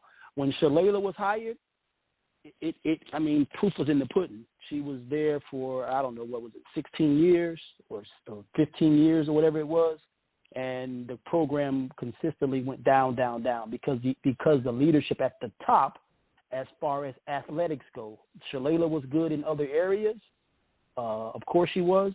But as far as athletics go, she wasn't very good, which is why if it comes from the top, Shalala hired bad AD after bad AD. It trickles. Basically what I'm saying is it trickles down. So now moving on, now we have this Julio Frank guy, right? And I spoke about him a couple of weeks ago when I told you about his background. His background not being anything, racial, but just about football. He's from Mexico City. It's this, that, and the other. His background isn't football. It's just like if you or I were the president of an athletic program at a university in Mexico, and soccer is their thing. You and I are not soccer people. We're from the United. You get what I'm saying? It starts at the top in football. So now we have Frank, who's going to say that Fernandez, Echeverria. I tried to look into their backgrounds. I couldn't get a lot, but I don't see a lot of things about athletics there. Fernandez, yeah, I've read what you wrote, and then I dug a little deeper about these guys. I couldn't get a lot. And it just doesn't, to me, Gary, I think we need a whole new president because everything in football starts at the very, very top, which is why I brought up Shalala. He's not going to try to be an expert on athletics. But what he is trying to do is he's engaged his office in the operations of the athletic department, and part of that could be to raise the level of talent in the athletic director's office too. Now they haven't said that yet, but Gary, and I don't know if that'll be the case. But wait, Gary, listen. But here's the thing, Gary. He's going to try and raise it. What does he see? You're missing the point. It starts right with him. What does he know? Who does he know to go out and say, "Hey, let me pick this guy to help me out"? He doesn't know anything, and not because he's dumb or it's nothing like that. It's just football. I've been looking at since I read your article, even before your article. Like I said, I spoke to you about this a couple of weeks ago, and the article you wrote was just perfect. I looked at the Ohio State's president. I looked at Georgia's president, Alabama's president. All of these guys, go back and dig into their president, right? They have at least, if you dig far enough, where they even played high school football. You know what I'm saying? They played. Some of them played a little college football. Things of that nature. And what that gives is it gives you, I'm sure you understand where I'm going with this. It gives them a competence of football and athletics in the United States, athletics in the community, football, more importantly, in the community. So with that being said, I still don't trust, unless they do what you said to do from the beginning, which I commend you on, which is hire Alonzo Highsmith and put him in that athletic department. Because think about this. Julio Frank, what athletic director of a major college football program with the history of the University of Miami would give a guy like Blake James, his background said that he should have never been the AD at Miami? Never. I look at the background of the AD at Alabama. Same thing at Georgia. These guys have so much experience at many different colleges in the athletic department. Blake was a damn sales Maine or whatever the hell he was. He had no business even, but once again, that came from Shalala. Because once again, the leadership at the top effed up. Now we got the leadership at the top again, Frank, who's now saying Fernandez and Echeverria. Who the hell is Fernandez and Echeverria? So I'm going to pick those guys, and those guys are going to pick. It's just going to be, I don't see it happening. Well, I see them throwing money at it, yeah, unless, like you said, they do the one thing that I totally agree with you on, and that's put Highsmith in there and let Highsmith guide them, not Rudy Fernandez, not Echeverria. Those guys don't know shit. They don't know shit. In football, at that level, it has to be at the top down, just like in the NFL. If your GM and your owner and your front office ain't right, you can't win at the highest level. There's too much competition. It's too much competition. It's too much money. It's too important, so forth and so on. And so the university needs a whole new president. They need a new president. They don't. I mean, if they get a whole new president, and there was talk of that for a while. I don't know where that stands now, but it's not going to be because Julio Frank is not an athletics guy. What would it be because then? It would be for other reasons that they have it. I'm not really up to speed on that, what? quite frankly. Like I can't. I can't talk about it, Flex, because I don't know, and I don't want to. I'm not going to talk out my butt. Right. Okay. It's like I don't know. There were some issues. I don't know what they were. I can't remember. Okay, got you. But I don't remember. But let me ask you, Gary. Do you understand where I'm coming from about at the top down? Is it making sense to you what I'm saying about? Yeah, I mean it's a huge. Yeah, of course it makes sense. The biggest problem that they have is there's nobody on campus that has any clue what a real big-time athletic program is supposed to look like. Once again, Gary, it starts at the top. If you have a president, well, there's nobody. From the top to the bottom, there's nobody. So then how can – Gary, so here's my point. How can we truly move forward to the level that you think that we should be at and that we can get to, which I agree with you? how can we get there when that's the very, very top, the guy making the decisions? Where are we going? You can't, Flex. You can't. And it has nothing to do with the president. That's why ultimately I think if they're going to invest more money, and they're going to take this program to the next level and make it an even bigger business than what it already is, that's why I said early in the show, I don't know that Blake James survives that, because I don't think that that's his wheelhouse. But Gary, listen, Gary. Well, I keep asking you though, right? You said it doesn't matter. How? If at the top, who hires and fires the athletic director? The president, right? The board of the president, yes. Okay. And you might get others at the board of trustees involved. It depends. They can do it however they want. I'm sure, but the president, his title is president for a reason. I mean, he's supposed to be the leader of the program.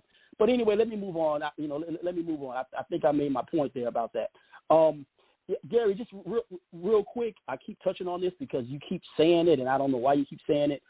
Someone brought up Oklahoma State earlier tonight, and they brought up how we were comparable in talent. Well, no, we're not.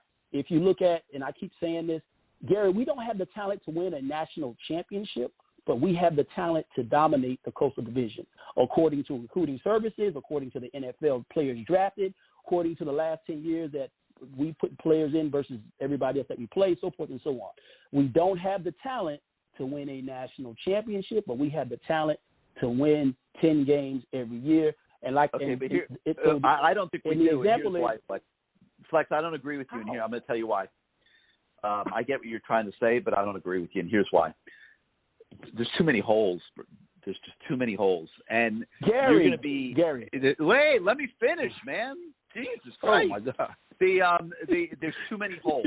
And my point is that every week the matchups are different. Like the matchups against Virginia are not the same as they were against North Carolina. The matchups against North Carolina State on Saturday will be different than they were against Virginia and North Carolina. And when you have a number of holes and problems that Miami has, for example, on the offensive line, which is average as can be, on the defensive line, which is pretty average, at linebacker where you're absolutely no place, if somebody has the personnel to exploit Miami's linebackers, the Canes are in huge trouble. Okay?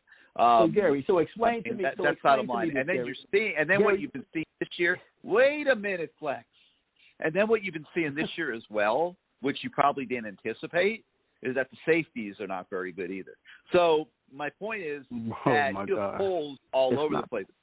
So now you're having to put a true freshman on the field of safety, and he's only going to do so much. I mean, he's going to make mistakes. He's got Flex. Let me talk, and then I'll give you the mic back. Give me a minute. So. Like you're putting James Williams out there at safety, for example. He's going to look great on some plays. He's going to make mistakes on others, and then he's going to get four personal foul penalties because he doesn't know how to channel his aggression at this point. So my point is this: like, there's a lot of holes on this team, okay? And different teams are going to exploit them in different ways. And when you're capable of being exploited like that, you're not winning every game. You're going to win some. You're going to lose some. Now, my thing is this. Every team has holes. And once again, you want it both ways. So all I'm saying to you is this. I heard all that, what you said, all that jibber-jabber. If you look at the recruiting rankings, which is what everyone goes by, if you look at there's a chart out that says that in order to win a national championship in college football, you have to have 50% or more of blue chippers on your roster. Miami is one of 14 teams in the country that has over 50% of blue chippers on this roster. How are they defining blue chippers? How are they defining blue chipper? What's a blue chipper? They're defining a blue chipper is all three major recruiting services, 4 stars or higher. Miami has 55%. Miami has 55. I think they're 13 as a matter of fact, or 12, something like that. Miami has 55%. Alabama had like 89%. I think second was Ohio State had like 82%, so forth and so on. So this is what I'm saying. And then after that, Gary, if you look at the NFL draft, every year, even if the players aren't drafted from Miami, they get on rosters, they make rosters. we continually have we have the most players in the NFL, top 10 in the country every year. And we're far gone from the glory years. Every year. So all I'm saying to you is it doesn't add up what you're saying. You keep saying it's this, but as far as recruiting and players that go to the NFL, it says a different story. So what's right? It's got to be what I'm looking at in recruiting and in the NFL. Miami doesn't have, and you want Miami my opinion doesn't on have. that or no? Do you want my opinion on that or no? You're gonna say, let me hear it. Okay, all right, here's my opinion on that. Okay, it's a little skewed because to me, and I've been now.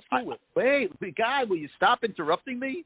I asked you before I started, do you want my opinion? You said yes. Let me tell you my opinion. I've been in this business since the beginning of recruiting rankings.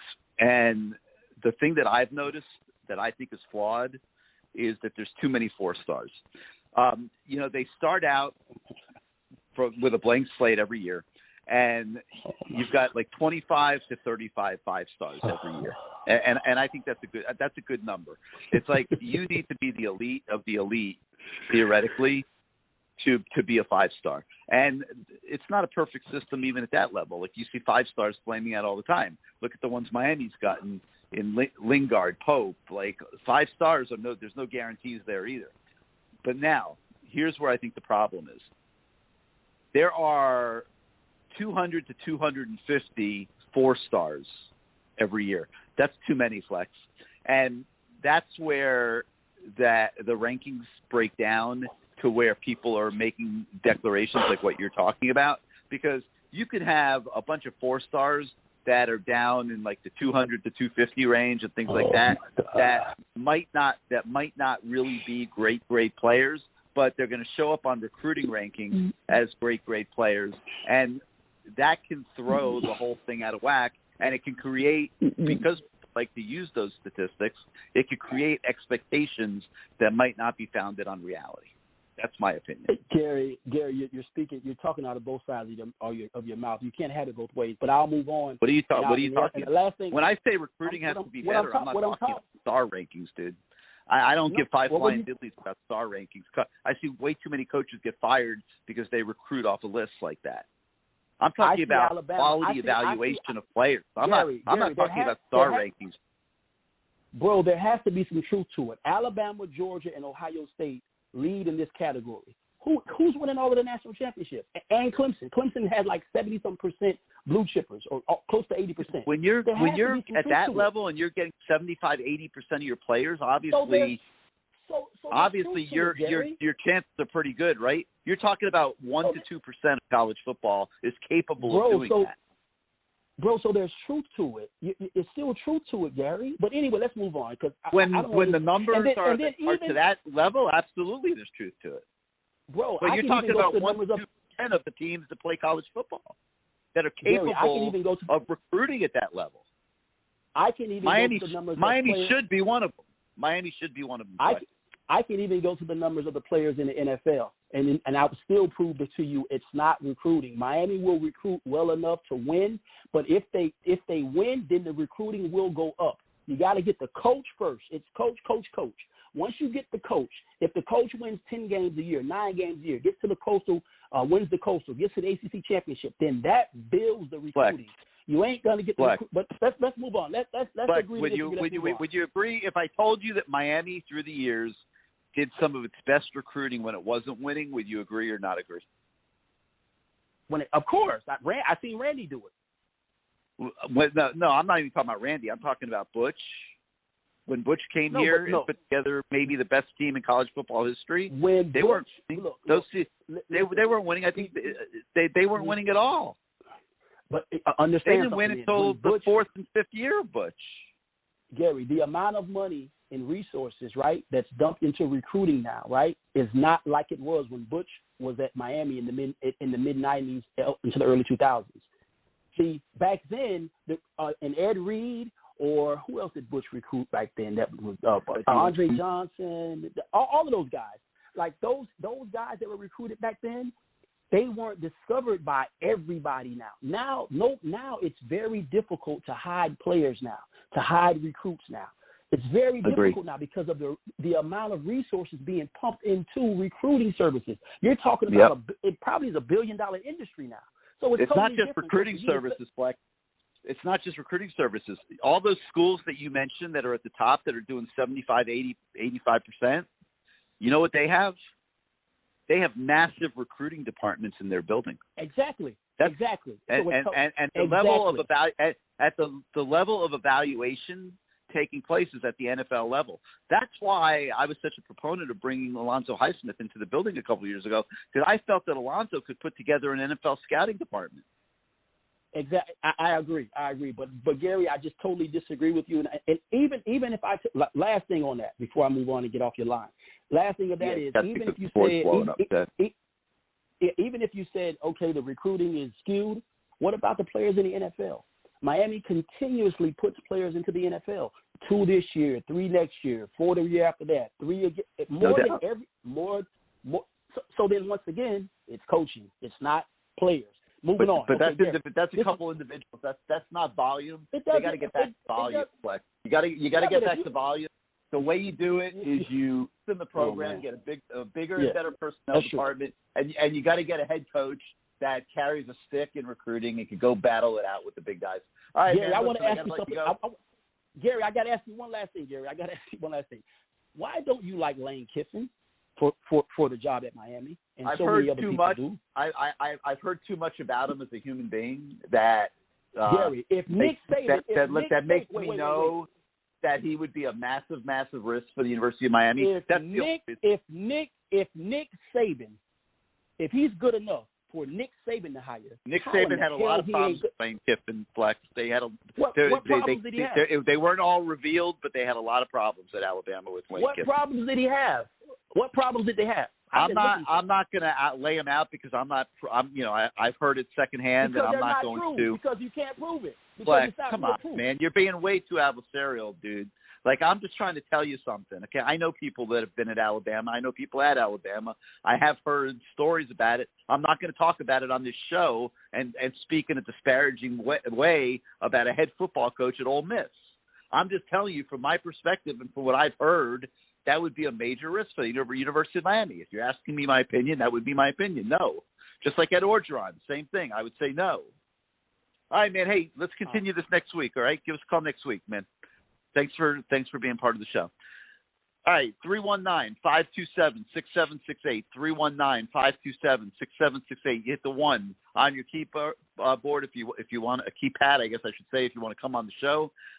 Let's go to the 386. You're live on CaneSport Live. Hey, how we doing tonight, Gary? Doing great. Who's this? It's Will. I'm gonna keep it short like I always do. What's I just want to touch on. Man? Hey, I'm doing fine. Thank you for taking my call. I just want to touch on 2 things real quick. Listen to your iPad this morning, and also, on this show here tonight, I heard a couple of comments you making. I just want to ask you a question. When the University of Miami hired Manny Diaz as head coach, you was critical of that.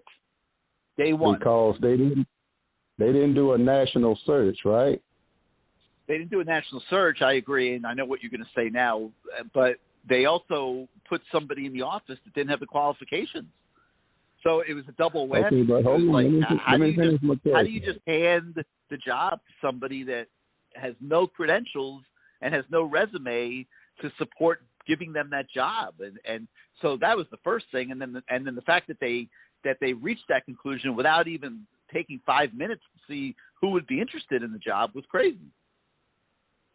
But it sounds like, and correct me what if you're I'm going to say wrong. now is how do you go after Mario Cristobal without a national search? Is that what you're going to say?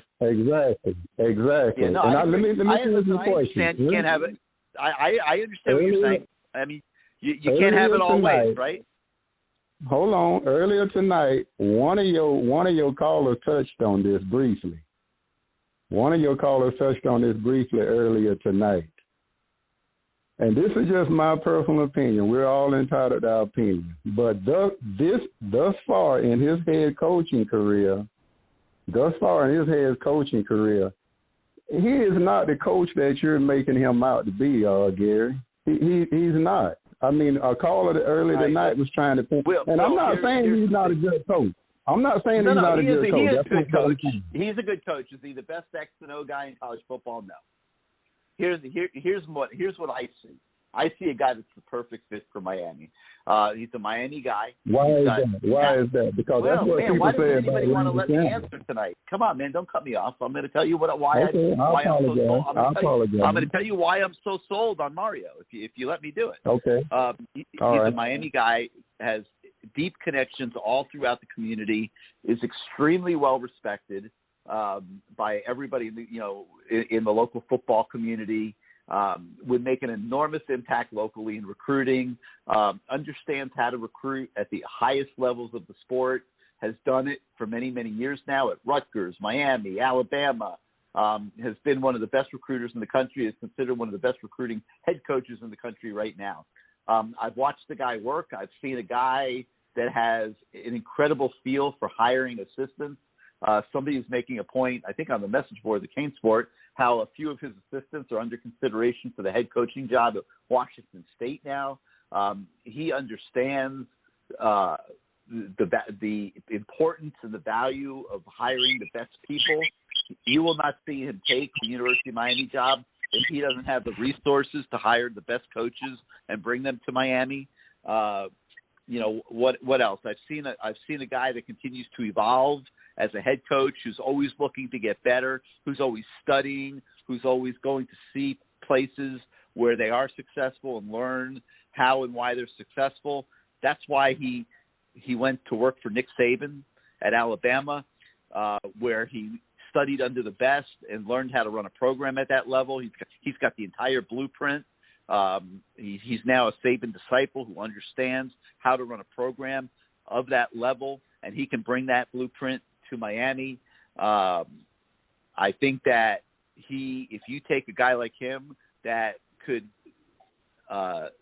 vastly improve local recruiting to where Miami is getting the majority of the top players here as opposed to losing them, and then you take his recruiting ability, which resulted in getting the top player in 9 different states last year in a COVID year. And if you look at the way they're recruiting this year as well, this is going to be the 3rd or 4th straight year that they are recruiting at an upper tier level in college football, right up there with Alabama and Georgia. He's recruiting as well as any of them. And you put all of that together into one human being that can come be the head coach at Miami. I am all in, man. Will, I am all in on that. I don't see a close second. I don't see anybody even close to what this guy, the fit that this guy is for the University of Miami. And those are just some of the reasons why. If I took the time to list more, I could. Okay. Let me touch on one thing real quick. And I realize we're talking hypotheticals here. If Miami couldn't get Mario Cristobal, who would you like them to take a look at? I'm just curious to know. I think you got to do a national search, and you got to see who's interested. I don't think you can answer that question. I don't think you can answer that question, Will, until you know who's interested in the job, right? Okay, I would say that. They want to come to Miami. Well, I wanted my last point is when you point out how how good of a recruiter he is. I want to make 3 points real quick. Mark Richt, 15 years at Georgia, all these top 10 recruiting classes, no national title, never even played for one. Bob Stoops, 18 years at Oklahoma, all these top 10 recruiting classes, 1 national title. Mac Brown, 16 years at Texas. All these top 10 recruiting classes, 1 national title. Upon saying that, thank you for taking my call. Wait, don't hang up yet, because I have a question for you. Okay, all right. Why was Georgia able to take it up a notch when Mark Richt left and they hired Kirby Smart? Why was Georgia able to take it up a notch?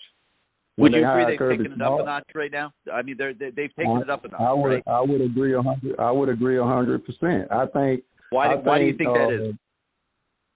Well, I don't think it has anything to do with recruiting. I just think that my personal opinion. It has everything to do with recruiting. He was able to come in there and bring that dog out in there. Mark Richt was too laid back. He was too laid back. Well, that has everything to do with recruiting. Kirby Smart brought the Alabama recruiting system to Georgia.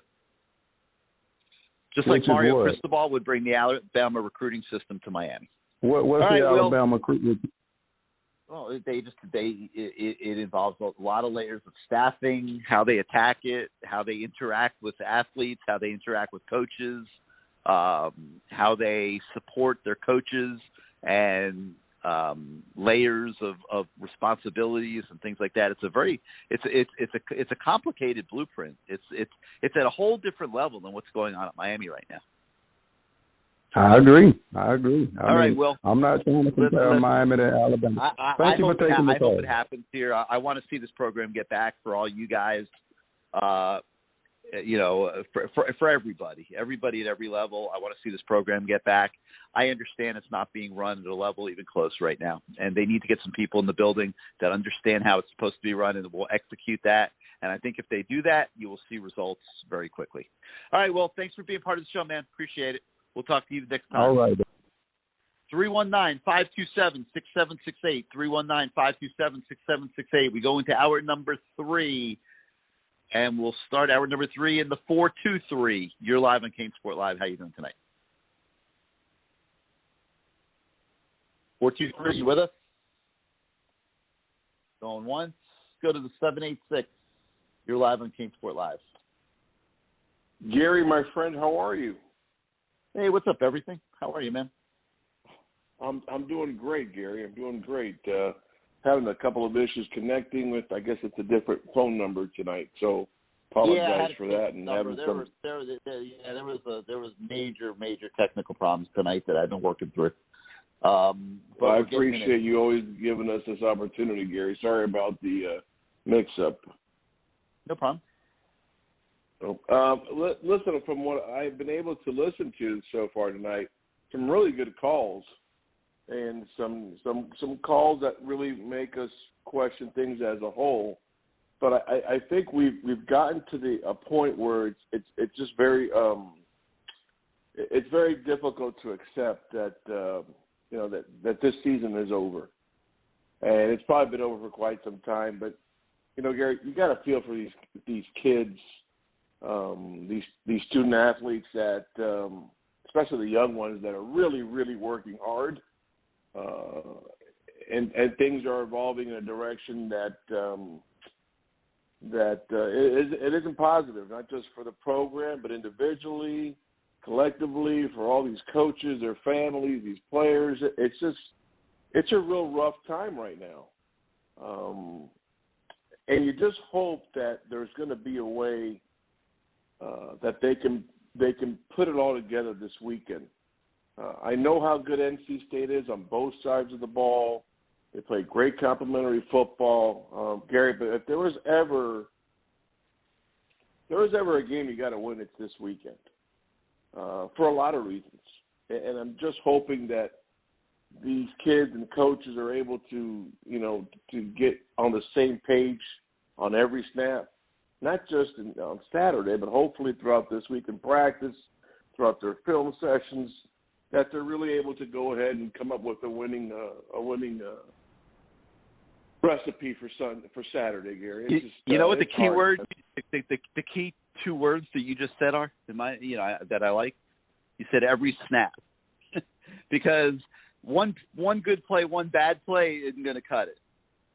Yeah, it's what you do collectively. It's what you do as a whole, and everything starts in practice. And we've got this implementation of all this youth now, on defense, on offense, on specials.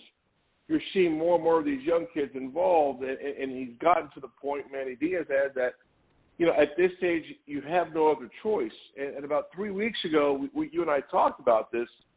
There will come a point in time where it's no longer productive, not just performance-wise, but in theory, to have your older guys getting those snaps when we've seen their body of work, and instead of things getting better, they're getting worse. And a good teacher always looks at their grades. You know, if you're a chemistry teacher and you give a test, you give a quiz leading up to a module, and you see that the results they're typical, they're average, and then that last week before you give the test, man, everybody the curve falls, everybody's production falls in that test. You got to go back as a teacher, find out what did I do different. If you really care about these kids, which most teachers do, what did I do different that caused this? Was I sick? Did I have an attitude? Was there something external? Was something internal?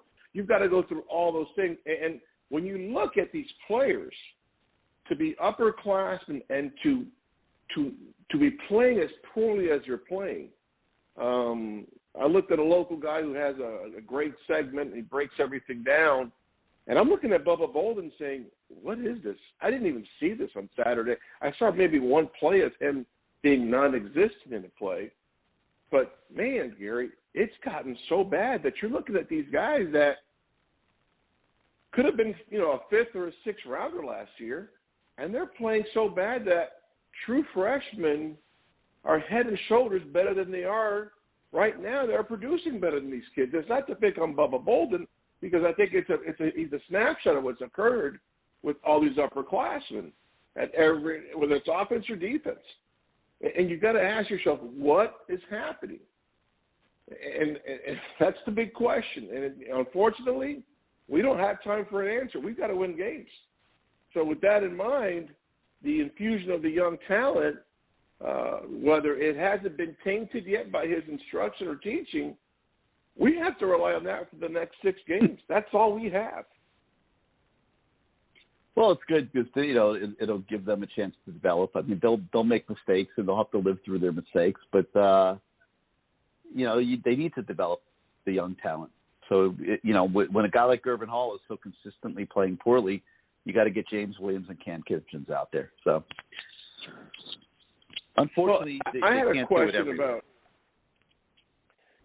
Gary, my question to you, though, I mean, we talked years ago. I want to say it was before Mark was hired, and you and I had a long discussion about I was really a major proponent of Mario. I felt that he had a good body of work. I thought he had worked under some really good people. I thought he had been able to really grasp how to run a program based on being with Bama all those years. And, again, we would always be I was always be told that, well, how hard is it to coach at Alabama, or how hard is it to recruit Alabama? And I'm like, I always emphasize to everyone, do you realize what he accomplished at FIU? And nobody really, very few. No, all they want to do is rip them on the record. They don't. Right. I mean, the weight room was a broom closet. I was there. I saw it. Like, it was a joke. Gary, after Strock left and Hardy left, there was 32 scholarships left. That's what he had. I know. 32. Try having a Division I program. So if you look at what he was able to accomplish at that on its own merit, I kept on telling you, this is what separates him from everyone else. It's almost like Howard came here and just it was a renaissance of football we had, of all sports rather, but he really put us on the map, and he did the same thing over there. So there were some traits that I saw that were similar, and they were always dismissed, like you just emphasized, by the record. He goes to work with Nick Saban, who has pretty much created the contemporary blueprint of running a championship organization, period, let alone if it's college football. And, yes, I know recruiting-wise, people get cars and all those things. I get it. But still, the body of work is there. He was ready, I think, 5 years ago he was ready. I really, 6 years ago he was ready. And you and I differed on that. But well, no. 3 years I ago, had no problem with it. Here's what I'll say. Everything. When they hired Mark Richt, Mario, the Mario today was not the Mario of, I guess it would be 6 years ago now. 6 years ago. When Mark Agreed. When Mark Richt was hired. I mean, the Mario of today is so much further advanced than the Mario of 6 years ago. Now, when they hired Manny 3 years ago, that Mario of 3 years ago should have gotten the job. Absolutely. And if they had given him the job, you would see Miami at the level now that you're seeing Oregon. And I want to say this. It's not to attack a person because I'm not about that. I just go based on what my perception is, and you're very similar at this. I think that the personal issues between two people, whether they were professional, unprofessional, whatever they may be, put us in this situation. I really believe that, Gary, and I've emphasized here on several occasions what transpired and what really happened, but that is one situation that I think has put us in the hole that we're in because he was the right guy. If that wasn't there, maybe our former head coach,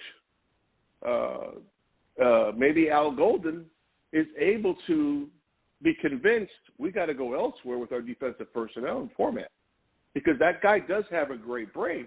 He does know what it takes to create a winning program, and you just wonder, what if that situation would have never transpired and we would have paid the man a decent amount of money?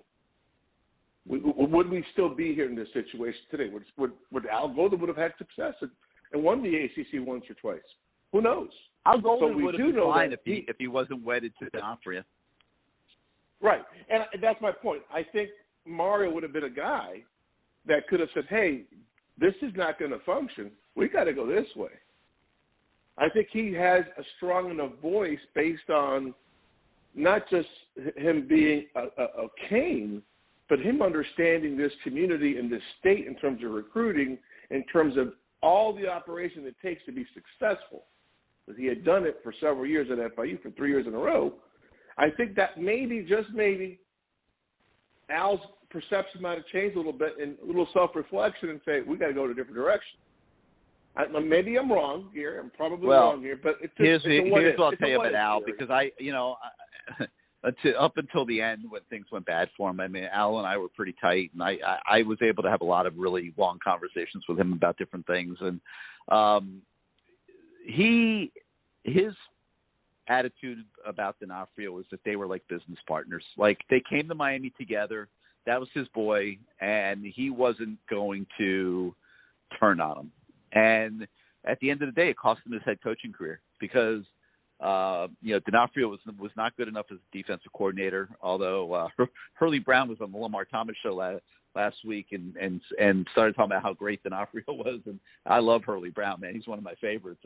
But I mean, I almost choked on the microphone, man. It's like that guy was such a bad fit. It's not and he failed at Houston too. It's not like this was the only place he failed. And he took Al Golden. He took Al Golden down, and Al Golden had so much potential as a head coach. I really believe that. I was very impressed with how organized he was, how hard he worked, and I thought if he had just had a little bit better coaching staff, that he could have made it, and just couldn't quite put that together. Yeah, that's a shame. I really remember who was his first offensive coordinator? Do you remember? Al Golden's first offensive coordinator. Gary, you just got me off guard. I am not recalling anything right now. Sorry. Jed Fish. Oh, that's right. Who's gone on to a long career in the NFL, and now is the head coach at Arizona.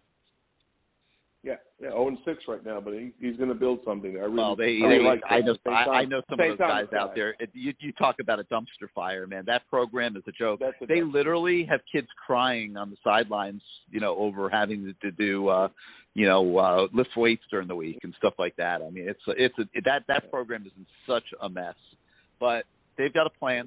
They've got a plan to start addressing. We love seeing our local guys come out of here, Gary, and go on to college football, whatever, and do well. And he's gone to college. He's gone to the pros. He's a good guy, and we know that he's got those abilities. I think he will turn it around. I don't think they'll be winning a Pac-12 title. He may, but he will become a decent program. He may turn it around. He might not.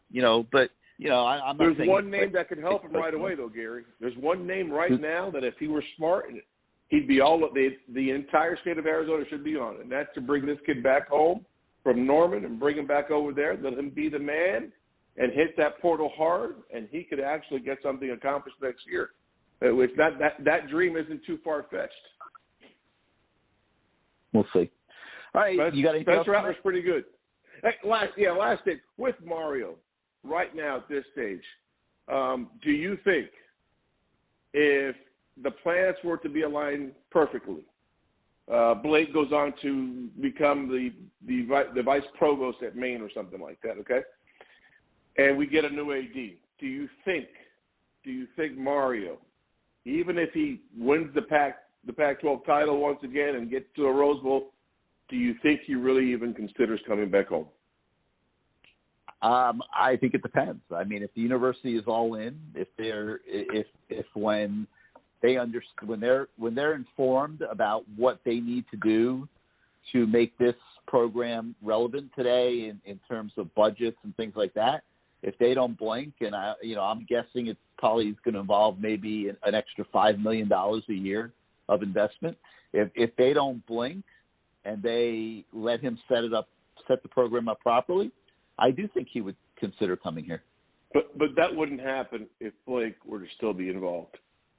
I don't know. I don't have the answer. Yeah. At this point. I got you, brother.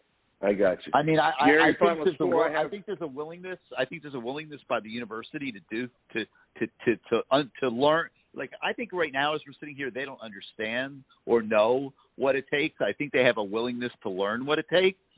I think they have a willingness to invest the money. Whether Blake is going to be overseeing that or can oversee it, that I don't have the answer to. I got one last thing, Gary. I'm going to pick our Canes this weekend. I'm going to pick the upset. 28-17 is my final score. And I think Tyler Van Dyke starts off his first possession with a TD involving Mr. Fair enough. Let's put that down, I think I might take that score up into the 30s or 40s, but yeah. All right. Got a feeling, Gary. Got a feeling, brother. Be well. No, I don't. I agree. They're home, man. When you're home, you got a shot to beat anybody. All right, everything. Amen. Thanks for being part of the show, as always. Let's go to the 561. You're live on CaneSport Live. Hey, yo, Gary, it's Scooter. Yes, sir. Hey, man, I just wanted to say I didn't like what you did earlier. How you hung, really? Or you hanged up on me. You started calling me a racist and everything. Dude, you called an African American male an ape. Dude, you're gone. Goodbye. Everybody heard you. Everybody said the same thing. Let's go to the 423. You're live on CaneSport Live. I mean, this guy's insane. Can you believe this? 423. You're live on CaneSport Live. How you doing tonight? You with us? What's up, Gary? You still listening to that class? Turn your volume down fast. Can you hear me? Yeah, I can hear you. You got to turn that volume down. I can hear you. Yeah, I killed it. Can you hear me? Yes, I can. Who's this? This is Easy Green, man. What's good? What's up, man? How you doing tonight? Oh, man, I'm bummed as everybody else is, man. So I got to ask you something, though.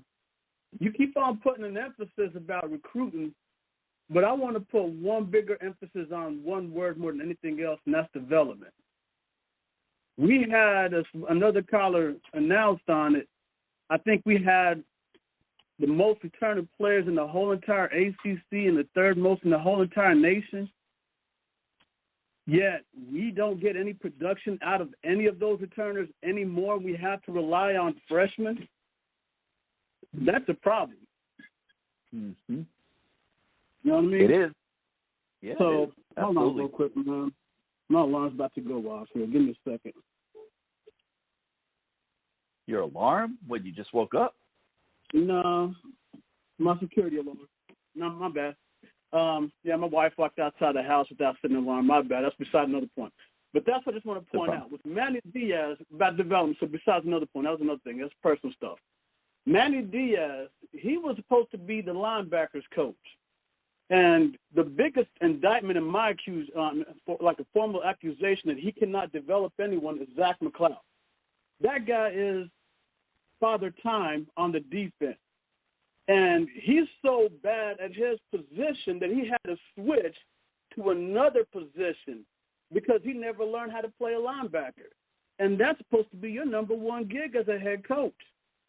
If you're supposed to be calling defense and my specialty is linebackers, there's no way in the world that my linebacker crew is going to be second-rated to anybody. It's going to be the best second linebacker crew there is to anybody in the nation. The fact that all of our linebackers miss every single assignment, every single gap, they can't set the edge. They don't even know which gap the running back is coming at. They take all the worst angles. That's an indictment on one person only, that you don't know how to develop anybody. You don't even deserve to be a defensive coordinator in my book. It's like, if you can't even do that, I don't know how you got to be the position. It's like you playing Madden and you put in Madden playbooks and you don't even know how they work.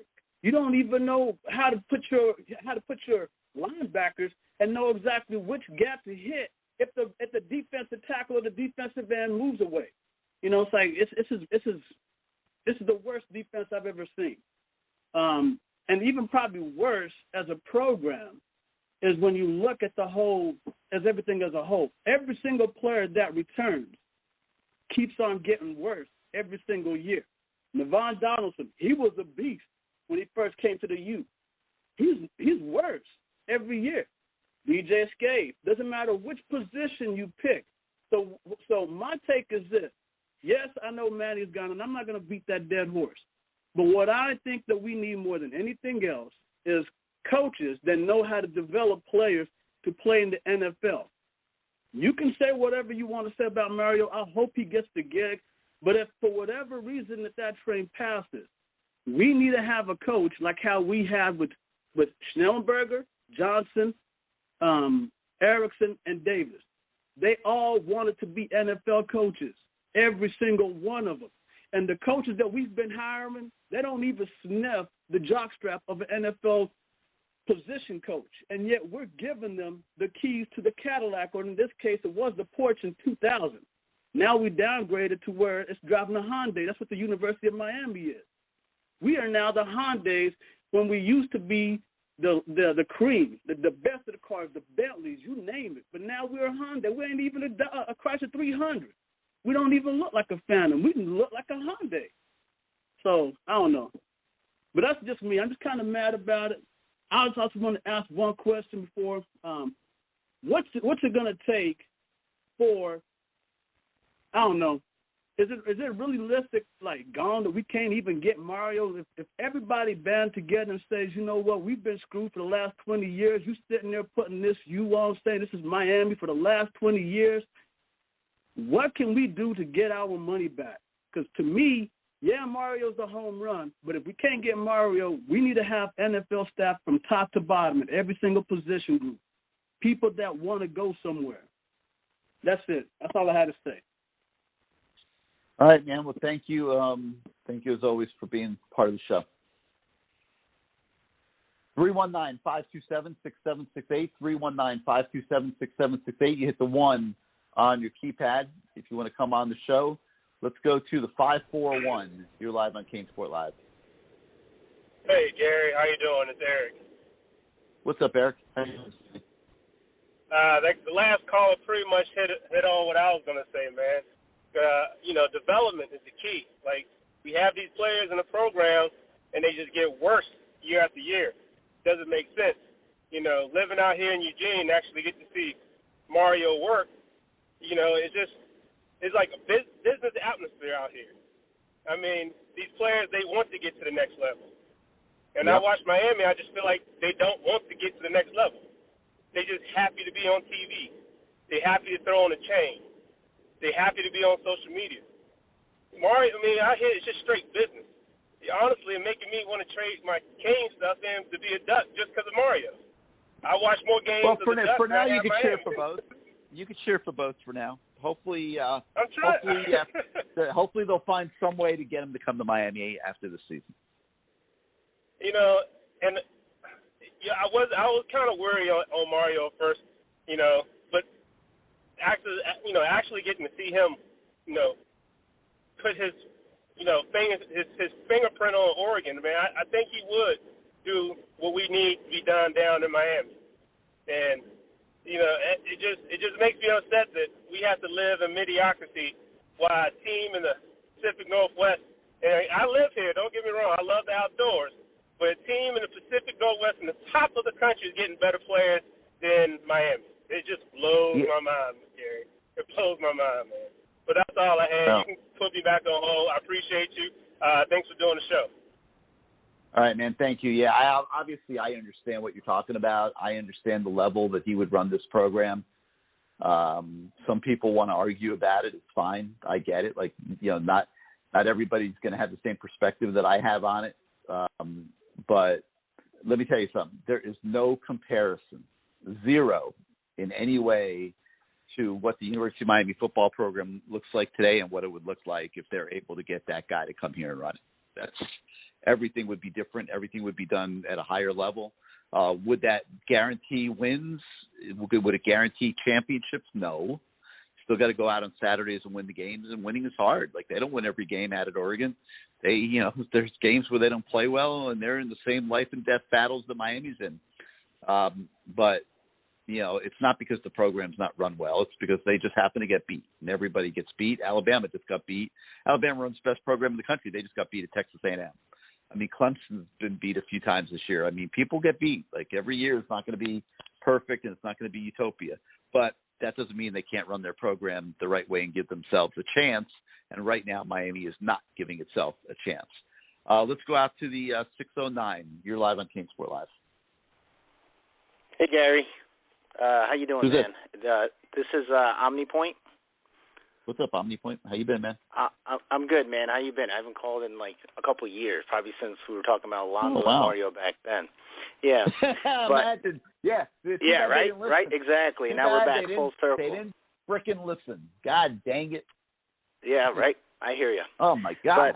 So frustrating. Yeah, so here, I wanted to call just to, and everybody gives you crap about Mario. I know Mario and poke holes in Mario, and that's fine. But people need to realize, like, when we say Mario is an elite recruiter, he's an elite recruiter for a head coach, and that is very, very rare. Like, you can name those guys on one hand, On one hand. Exactly. And bringing a guy like that to Miami has an impact beyond just building your roster. That takes one or two less players from Bama. Same for Clemson, Ohio State, Georgia, LSU. Well, think about the guys like that have been at Miami and look at the success they had. Think about Jimmy Johnson. Where do they end up? Now, I'm not saying he's going to win every. Yeah, exactly. He's not going to win every battle. Exactly. Yep. And now I know one caller wanted to bring up, Mark Rick, Bob Stoops, Mac Brown, saying they have top 10 classes. Mario's not bringing in top 10 classes at Miami. He's bringing in top 3, 4, 5 classes. Like, let's not get it twisted. That's the level of recruiting you're talking about. And then the other thing there with Mario is Miami's biggest weakness has always been offensive line. We know that. Even to the early 2000s, it's hard to bring those guys in. Well, that's Mario and Mirabal's strength. You couple that with our natural recruiting footprint in South Florida, and the Southeast, which, frankly, we know Mario has ties across the country now. And you're talking about building a scary roster, roster. Frickin' scary. I mean, how anybody can sit here and argue with me or anybody else about it, I mean, take the time to understand what we're saying. It could be scary. It could be scary. Absolutely. I mean, we would have the best offensive line in the ACC annually. Yeah. Like Clemson Butch Davis is reeling because of their line. Butch Davis scary. That's how scary this program could become in 3 years. Absolutely. But then on top of that, you add in the fact that he's got the Rolodex. He knows coordinators, right? We hear chatter that he can't get the coordinators he wants out in Oregon, right? That's not. He'll be able to get probably those guys can't. It's hard to get people to go live out there. You're very isolated. Absolutely. And as far as his negatives, look, I fully own. Okay, their offense needs to keep evolving. Whether we want to say that's on the quarterback, which I think it is, but ultimately that always falls on the head coach, right? I'll call it both ways. They don't have a quarterback right now that can throw the ball down the field. That's the big problem. They don't, and I get that. Yeah. That's on Mario. But so what we're pretty much saying is the worst case scenario with Mario at Miami is that we'll be like Georgia was, or an LSU. When remember every year it was like, when will LSU get the quarterback, right? Yep. sign me up for that at Miami, based upon what we've had the last 15 years. And by the way, he's got two of them on the roster. He's got two of them on the roster. Oh, absolutely. He's got Ty Thompson. They just happen to be young. Bama. Yeah, well, they just happen to be young, and he's playing the older kid that transferred from Boston College because he feels like that kid gives him a better chance to win. Right. And it's a brutal decision for him because that kid can't get the ball down the field like they need to, and so teams are squeezing the field a little bit on them, and they can't score enough points to get out of these life and death battles. And like anybody else, if you leave teams in games and you're in the fourth quarter where it could swing either way, you're going to win some and you're going to lose some. And that's what that's the susceptibility that they have right now because their quarterback can't throw the ball down the field. Yeah.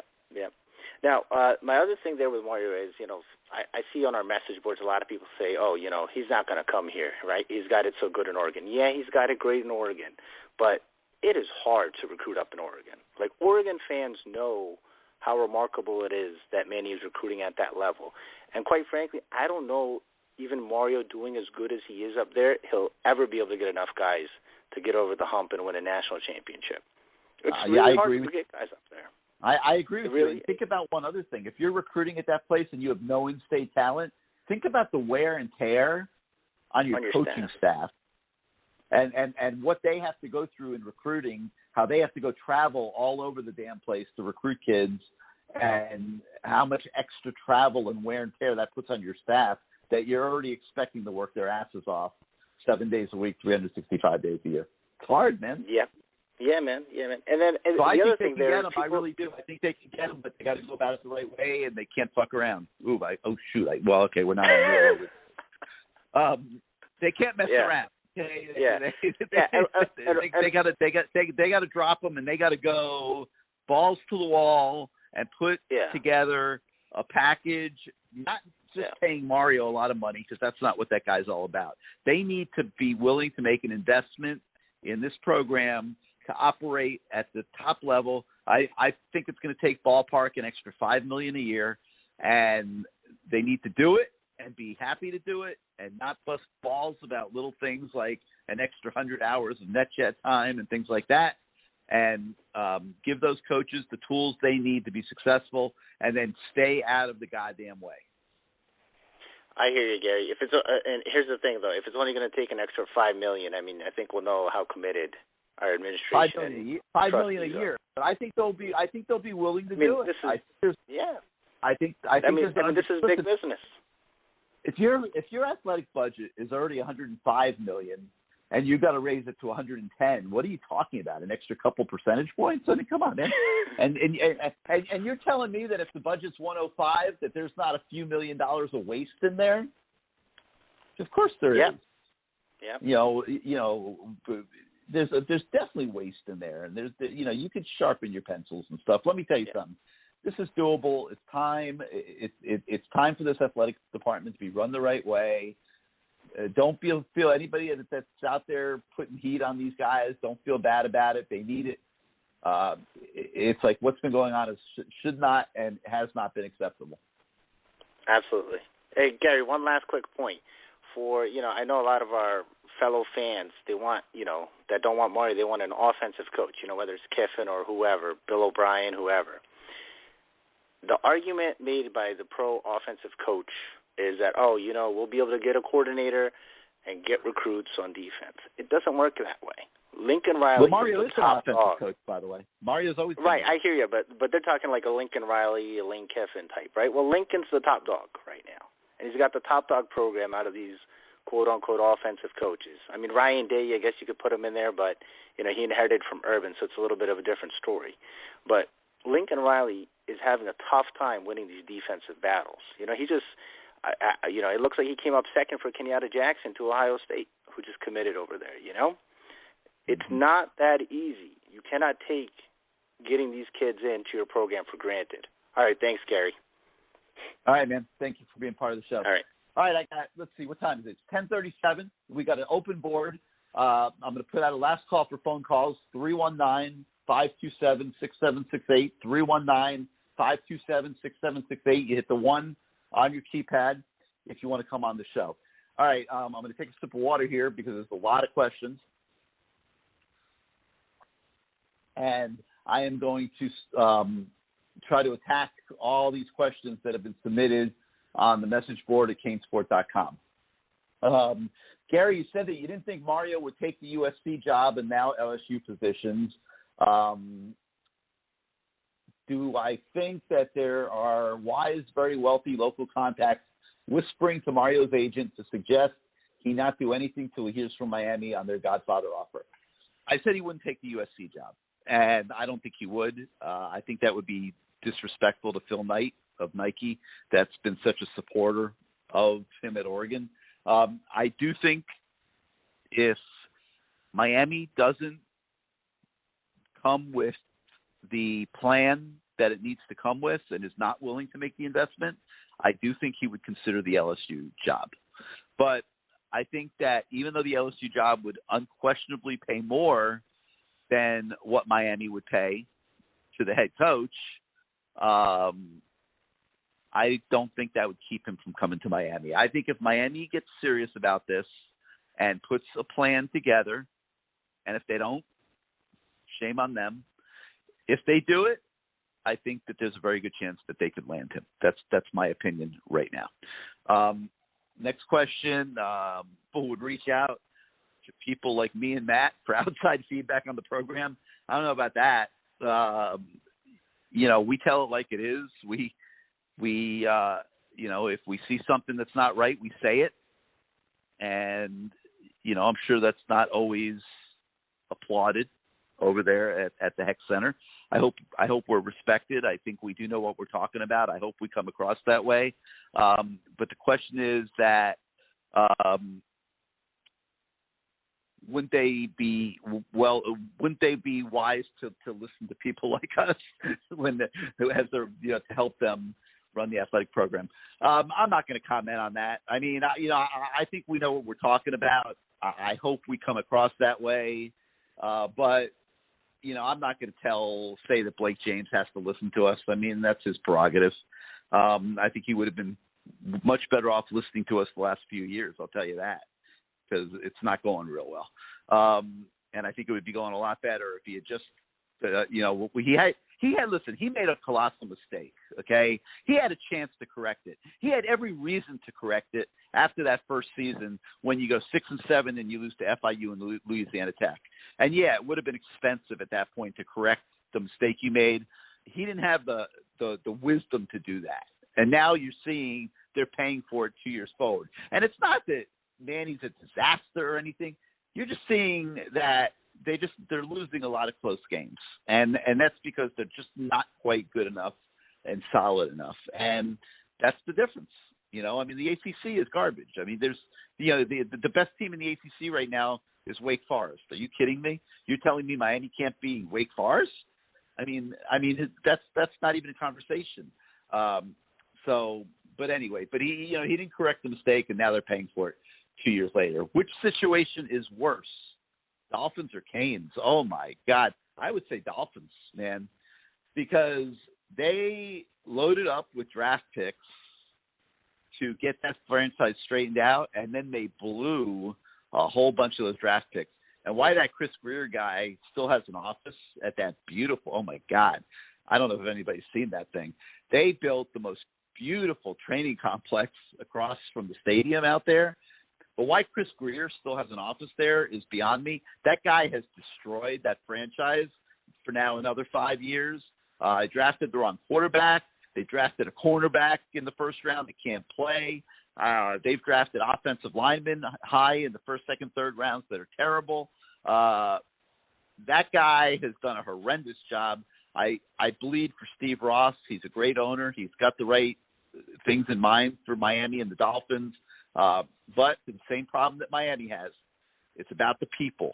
It is about the people. And if you don't have the people in the building, and in this case, he's got a horrible general manager, you're not going anyplace. And it's no different than having an athletic director that's, maybe in over his head a little bit, and or a head coach that isn't quite good enough for the job he's in and things like that. If you don't have the people in the right jobs, you're not going anywhere in sports. That's the bottom line. Next question. If I was the athletic director, what changes would I make to the program? Well, number one, got to get some football expertise in the building. They have none right now. There's not anybody in that building that has ever experienced success at the highest levels, and that has to change. You can argue back and forth about the athletic director, but you must get an assistant athletic director for football that is a GM of sorts for the football program, an advocate for the football program that can handle the administrative aspects of the football program so the head coach doesn't have to do it. So I would do that immediately. The next thing I would do is I would make a massive investment in the personnel department in the football program. There needs to be considerably more staffing. There needs to be a considerably better plan. There needs to be considerably better evaluation of players. If you look at our State of the U series that we do each summer and you go back and you look at that, it's been going on with these recruiting classes for so many years now. It's like they've been on self-imposed probation. They're blowing 50% of recruiting classes. I mean, it's a total joke. I mean, people talk, oh, Miami had 4 stars and 5 stars. How about the 5-10 guys every year that make zero contributions to the program that might as well have never been signed? I mean, that's self-imposed probation. You know, how do you run a program like that? I don't think Blake James has a clue about what I'm talking about, and that's the problem, and that's why he made the mistakes he made, because I don't think he understands his program, and I don't think he understands the problems in his program and what he should be looking for when he hires people. And I like Blake. Again, it's not personal, but when I look at the job he's doing, and you know, he's been athletic director now for almost 10 years, and nothing's gotten better, it's because of, you know, mistakes and management. So I absolutely would get more expertise in the building. I would absolutely make a major investment in recruiting and personnel evaluation. I would put together an NFL-level scouting department so that my football program stops making so many mistakes that do nothing but cost you wins and money. I think game preparation and scouting could obviously be much better. The proof's in the pudding. You see the way they're getting undressed in the first half of football games these days. They need more analysts and better analysts. And I think they need better marketing for football and for basketball, without question. So that's 4 things right there that I would do immediately. And I don't even need the job. I don't want the job. Couldn't care less about the job. I would love to have a consulting deal for about a week or 2 to get all these things in motion and straightened out. I would charge them about a nickel to do it. And, man, let's transform this damn athletic department, and let's get everybody happy again and feeling good about Miami sports, because it can be great.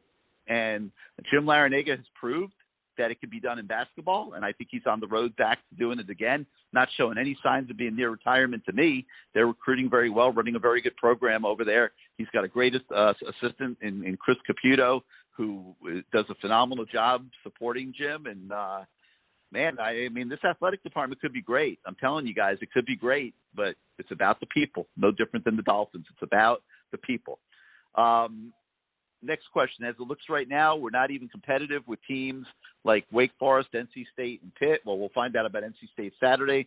We'll find out about Pitt a week from Saturday. I mean, the question is it just coaching, or the internal structure of those programs are more advanced than ours? I think it's a combination of everything. I mean, you know, people want to isolate one thing. It's not one thing. It's not just coaching. It's not just development. It's not just recruiting. It's a little bit of everything. And to me, it's inexcusable, like, for Miami to be operating at the level it's operating at. But it's not just one thing. I mean, in some cases, it's player development. I mean, I was looking at the Pro Football Focus player rankings. You tell me how the guys who have been in the program the longest have the most abysmal grades. And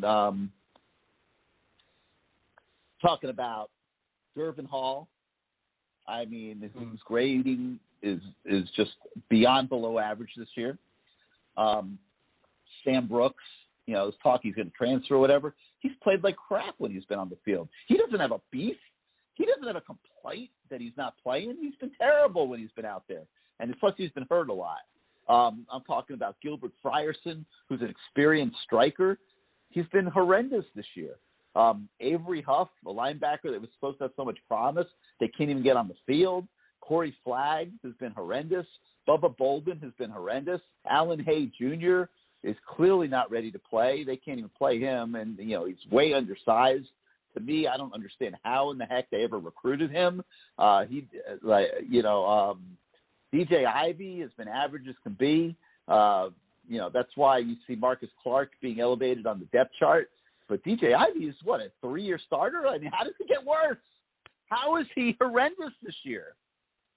That's development. That is player development. So, yes, the people that say player development are not wrong, but it's not just player development. It's recruiting. It's a lot of different things all together. And I could go on and on, to the Jordan Millers of the world and the John Fords of the world and the Bradley Jennings of the world and things like that.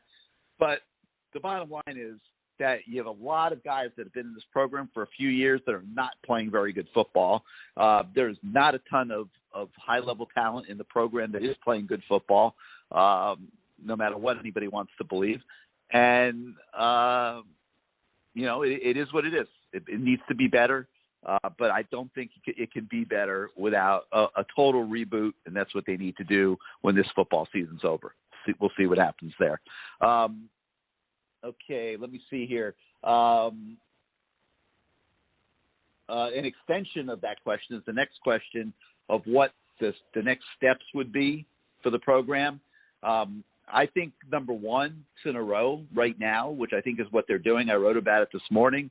What are the budgets going to be? Who's going to make the decisions? How are you going to proceed?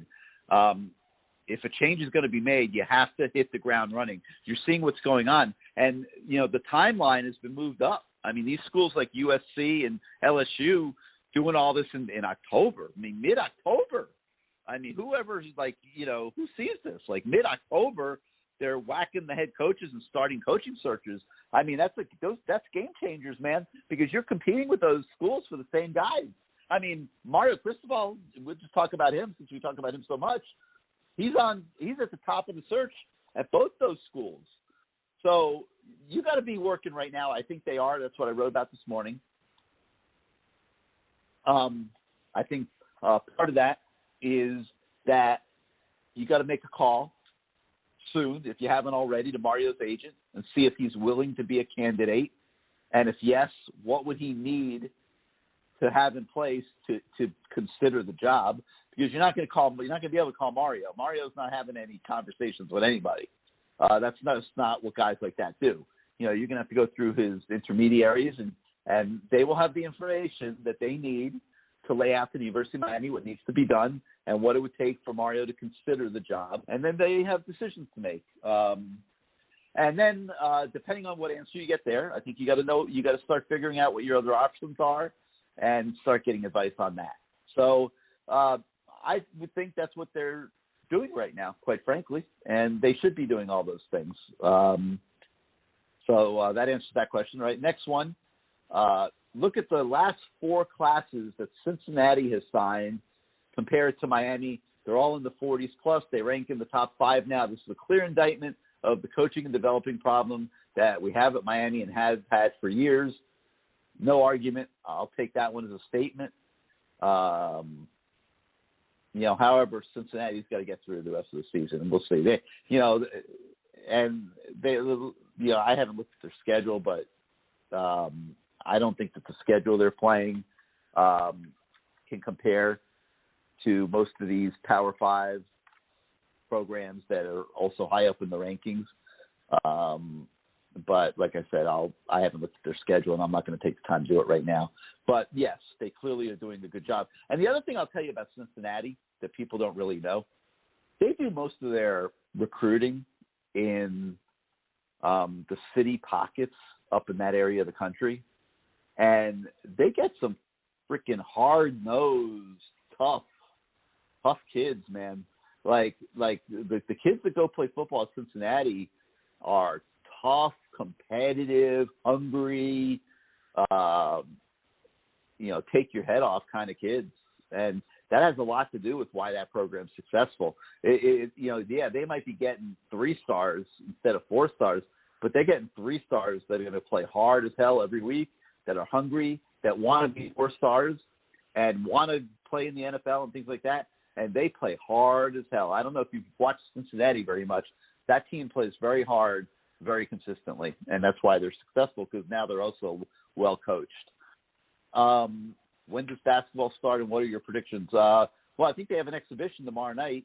My prediction is that they'll be in the top 6 or 7 of the ACC. I love the moves they made in the offseason. They're 1 player short.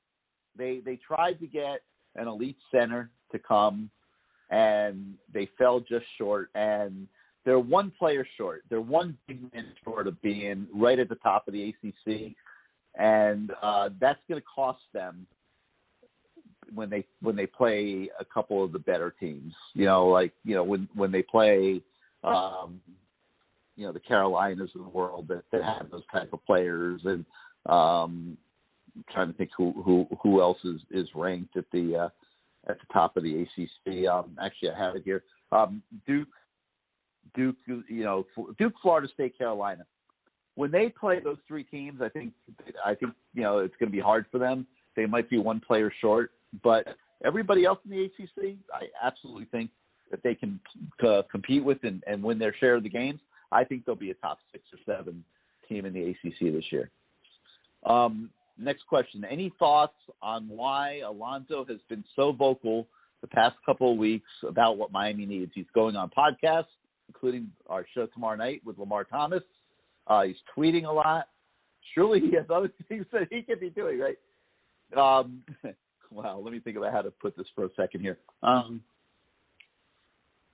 Alonzo very passionately wants to be at Miami. He, like everybody else, is tired of watching what's been going on. And Alonzo knows that he can make a difference. And I know Alonzo well. I've listened to him. We're going to listen to him tomorrow night publicly on the Lamar Thomas show. You're going to hear it for yourself. And, I understand how he would make an impact, and I understand what he would do. And it's captivating, quite frankly. And, he's been in the NFL now for 20-something years. He understands what good organizations are supposed to look like. I think he's got a lot to offer Miami, and I think he wants to stay on the radar, and I think he's keeping himself visible with all these changes that are about to take place, because there is nothing that Alonzo Highsmith would love more than to get a phone call, hey, we want you to come to Miami, whether, it's to be a GM of football, assistant athletic director. I mean, obviously, if somebody wanted to make him athletic director, he would do that too. But, the point is he wants to be in the building, and he wants to come help make a difference. And I think he's, just keeping his name out there, which is a good move by him. He's not saying anything too crazy. Washington State has 2 of Mario's assistants on the list of head coaching candidates. Could that impact Mario's thinking about coming home? No relevance there whatsoever. Mario is used to his coaches getting better jobs, and he's used to replacing them on an annual basis. His last offensive coordinator got a head coaching job. His last defensive coordinator got a head coaching job. So a couple more getting head coaching jobs or being candidates, I don't think is going to rattle him in the least. Next one. Was the plan even before the heat on Manny to have such a small recruiting class at this point, or is this basically from the product on the field and turnovers? They were going to have a small recruiting class regardless. I don't think this one was going to be big. I think this one's probably going to is getting smaller than what's planned. I think all this will be reconciled before signing day in December. Don't continue to load up the roster with players that can't play here. Stop reaching. I was very complimentary of what they were doing early on in recruiting. I liked it a lot. They were shooting higher than they'd ever really shot before. They were trying to go after top kids. Well, they're not getting them. They're not. Recruiting is really no place right now. Their life and death to hold on to what they have, and what they have is very average, quite frankly. The next question is, does the administration not consider saving the recruiting class a top priority as its reason for not firing many yet? Like, to me, that's irrelevant, man. Like, this recruiting class right now is not in a great place. Those are not elite players on the board. More than likely, there's a couple okay players, but it's certainly nothing to stress over, trust me. And, I just hope that their strategy, and I know, there's a lot of pressure on them right now. They want to show progress in recruiting. They're starting to offer kids, new kids and things like that. And, they'll probably start getting some commitments for some of these kids because they're not being recruited by a lot of big schools. I mean, we're writing about them on CaneSport. Those of you that are subscribers to our website, you're seeing the stories. There's some players coming into the picture that aren't being recruited by a lot of big-time programs. And, you can find a diamond in the rough sometimes. That can be a positive, no argument. But, if you're recruiting a kid from, say, Georgia and Georgia Tech aren't recruiting him, or a kid from Alabama and Auburn aren't recruiting him, I'd be taking a real hard look at that. There was look at the receiver that came from Alabama that totally flamed out here, and the defensive back that came from Alabama that totally flamed out here. They weren't recruited by those schools. And if you're open-minded and you see the mistakes that you've made in the past, that you could sit there and say, oh, well, Alabama and Auburn aren't recruiting them, but we're taking them, we're smarter than they are. Probably not. You're probably not smarter than they are. And, this is what I'm talking about. Like, you keep loading up recruiting classes with players like this that can't play. You're killing the program, absolutely killing the program, because it literally is like being on self-imposed probation. So anyway, all right. Well, we're out of time. I hope we didn't get any calls while I was ranting and raving on all these items. I don't think we did. So that's going to do it for tonight. I thank everybody for joining us on CaneSport Live. Great show. Other than one or two callers that were a little out of control, and I hope they understand that they were out of control and aren't running around with all kinds of anger or whatever. Like, you just can't come on a show and say some of those things that you were saying. I'm speaking directly about the Scooter DuPont guy. I mean, that was totally unacceptable. We don't have that problem on this show. We have good fans and great opinions, and you're seeing the knowledge of Miami fans on this show. If that's your contribution, please don't call in. Everybody would appreciate it. We're always pressed in 3 hours to get everybody in, so we really don't need nonsense calls. All right. Well, thank you everybody for listening. We'll be back next Tuesday night, hopefully with some of these technical issues totally worked out, but at least we made it through pretty well after the first few minutes, and a reasonable number of people found us at the new phone number and things like that. So all's well, and we'll see what happens Saturday at Hard Rock Stadium. So I'll see you at the stadium. We'll be back here next Tuesday night. Don't forget to listen to the Lamar Thomas Show tomorrow night. It's going to be a good one. Good night, everybody.